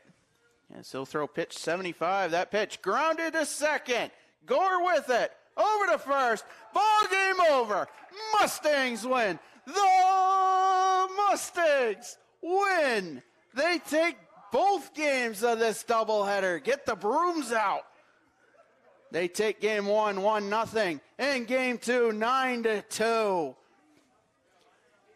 And our Edge Nutrition player of the game, as I'll let Chris get that graphic ready, we're going to give it to Gage Hubbard with the 3-run homer in the bottom of the 6th to seal the win for the Mustangs as they pull an improbable victory in game 1 and turn around and come back from a 2-0 deficit to score 9 unanswered and win 9-2 in game 2.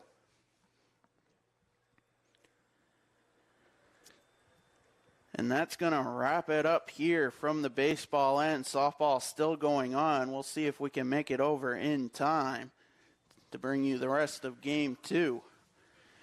But the Mustangs sweep the doubleheader over the Seawolves, 1-0 and 9-2.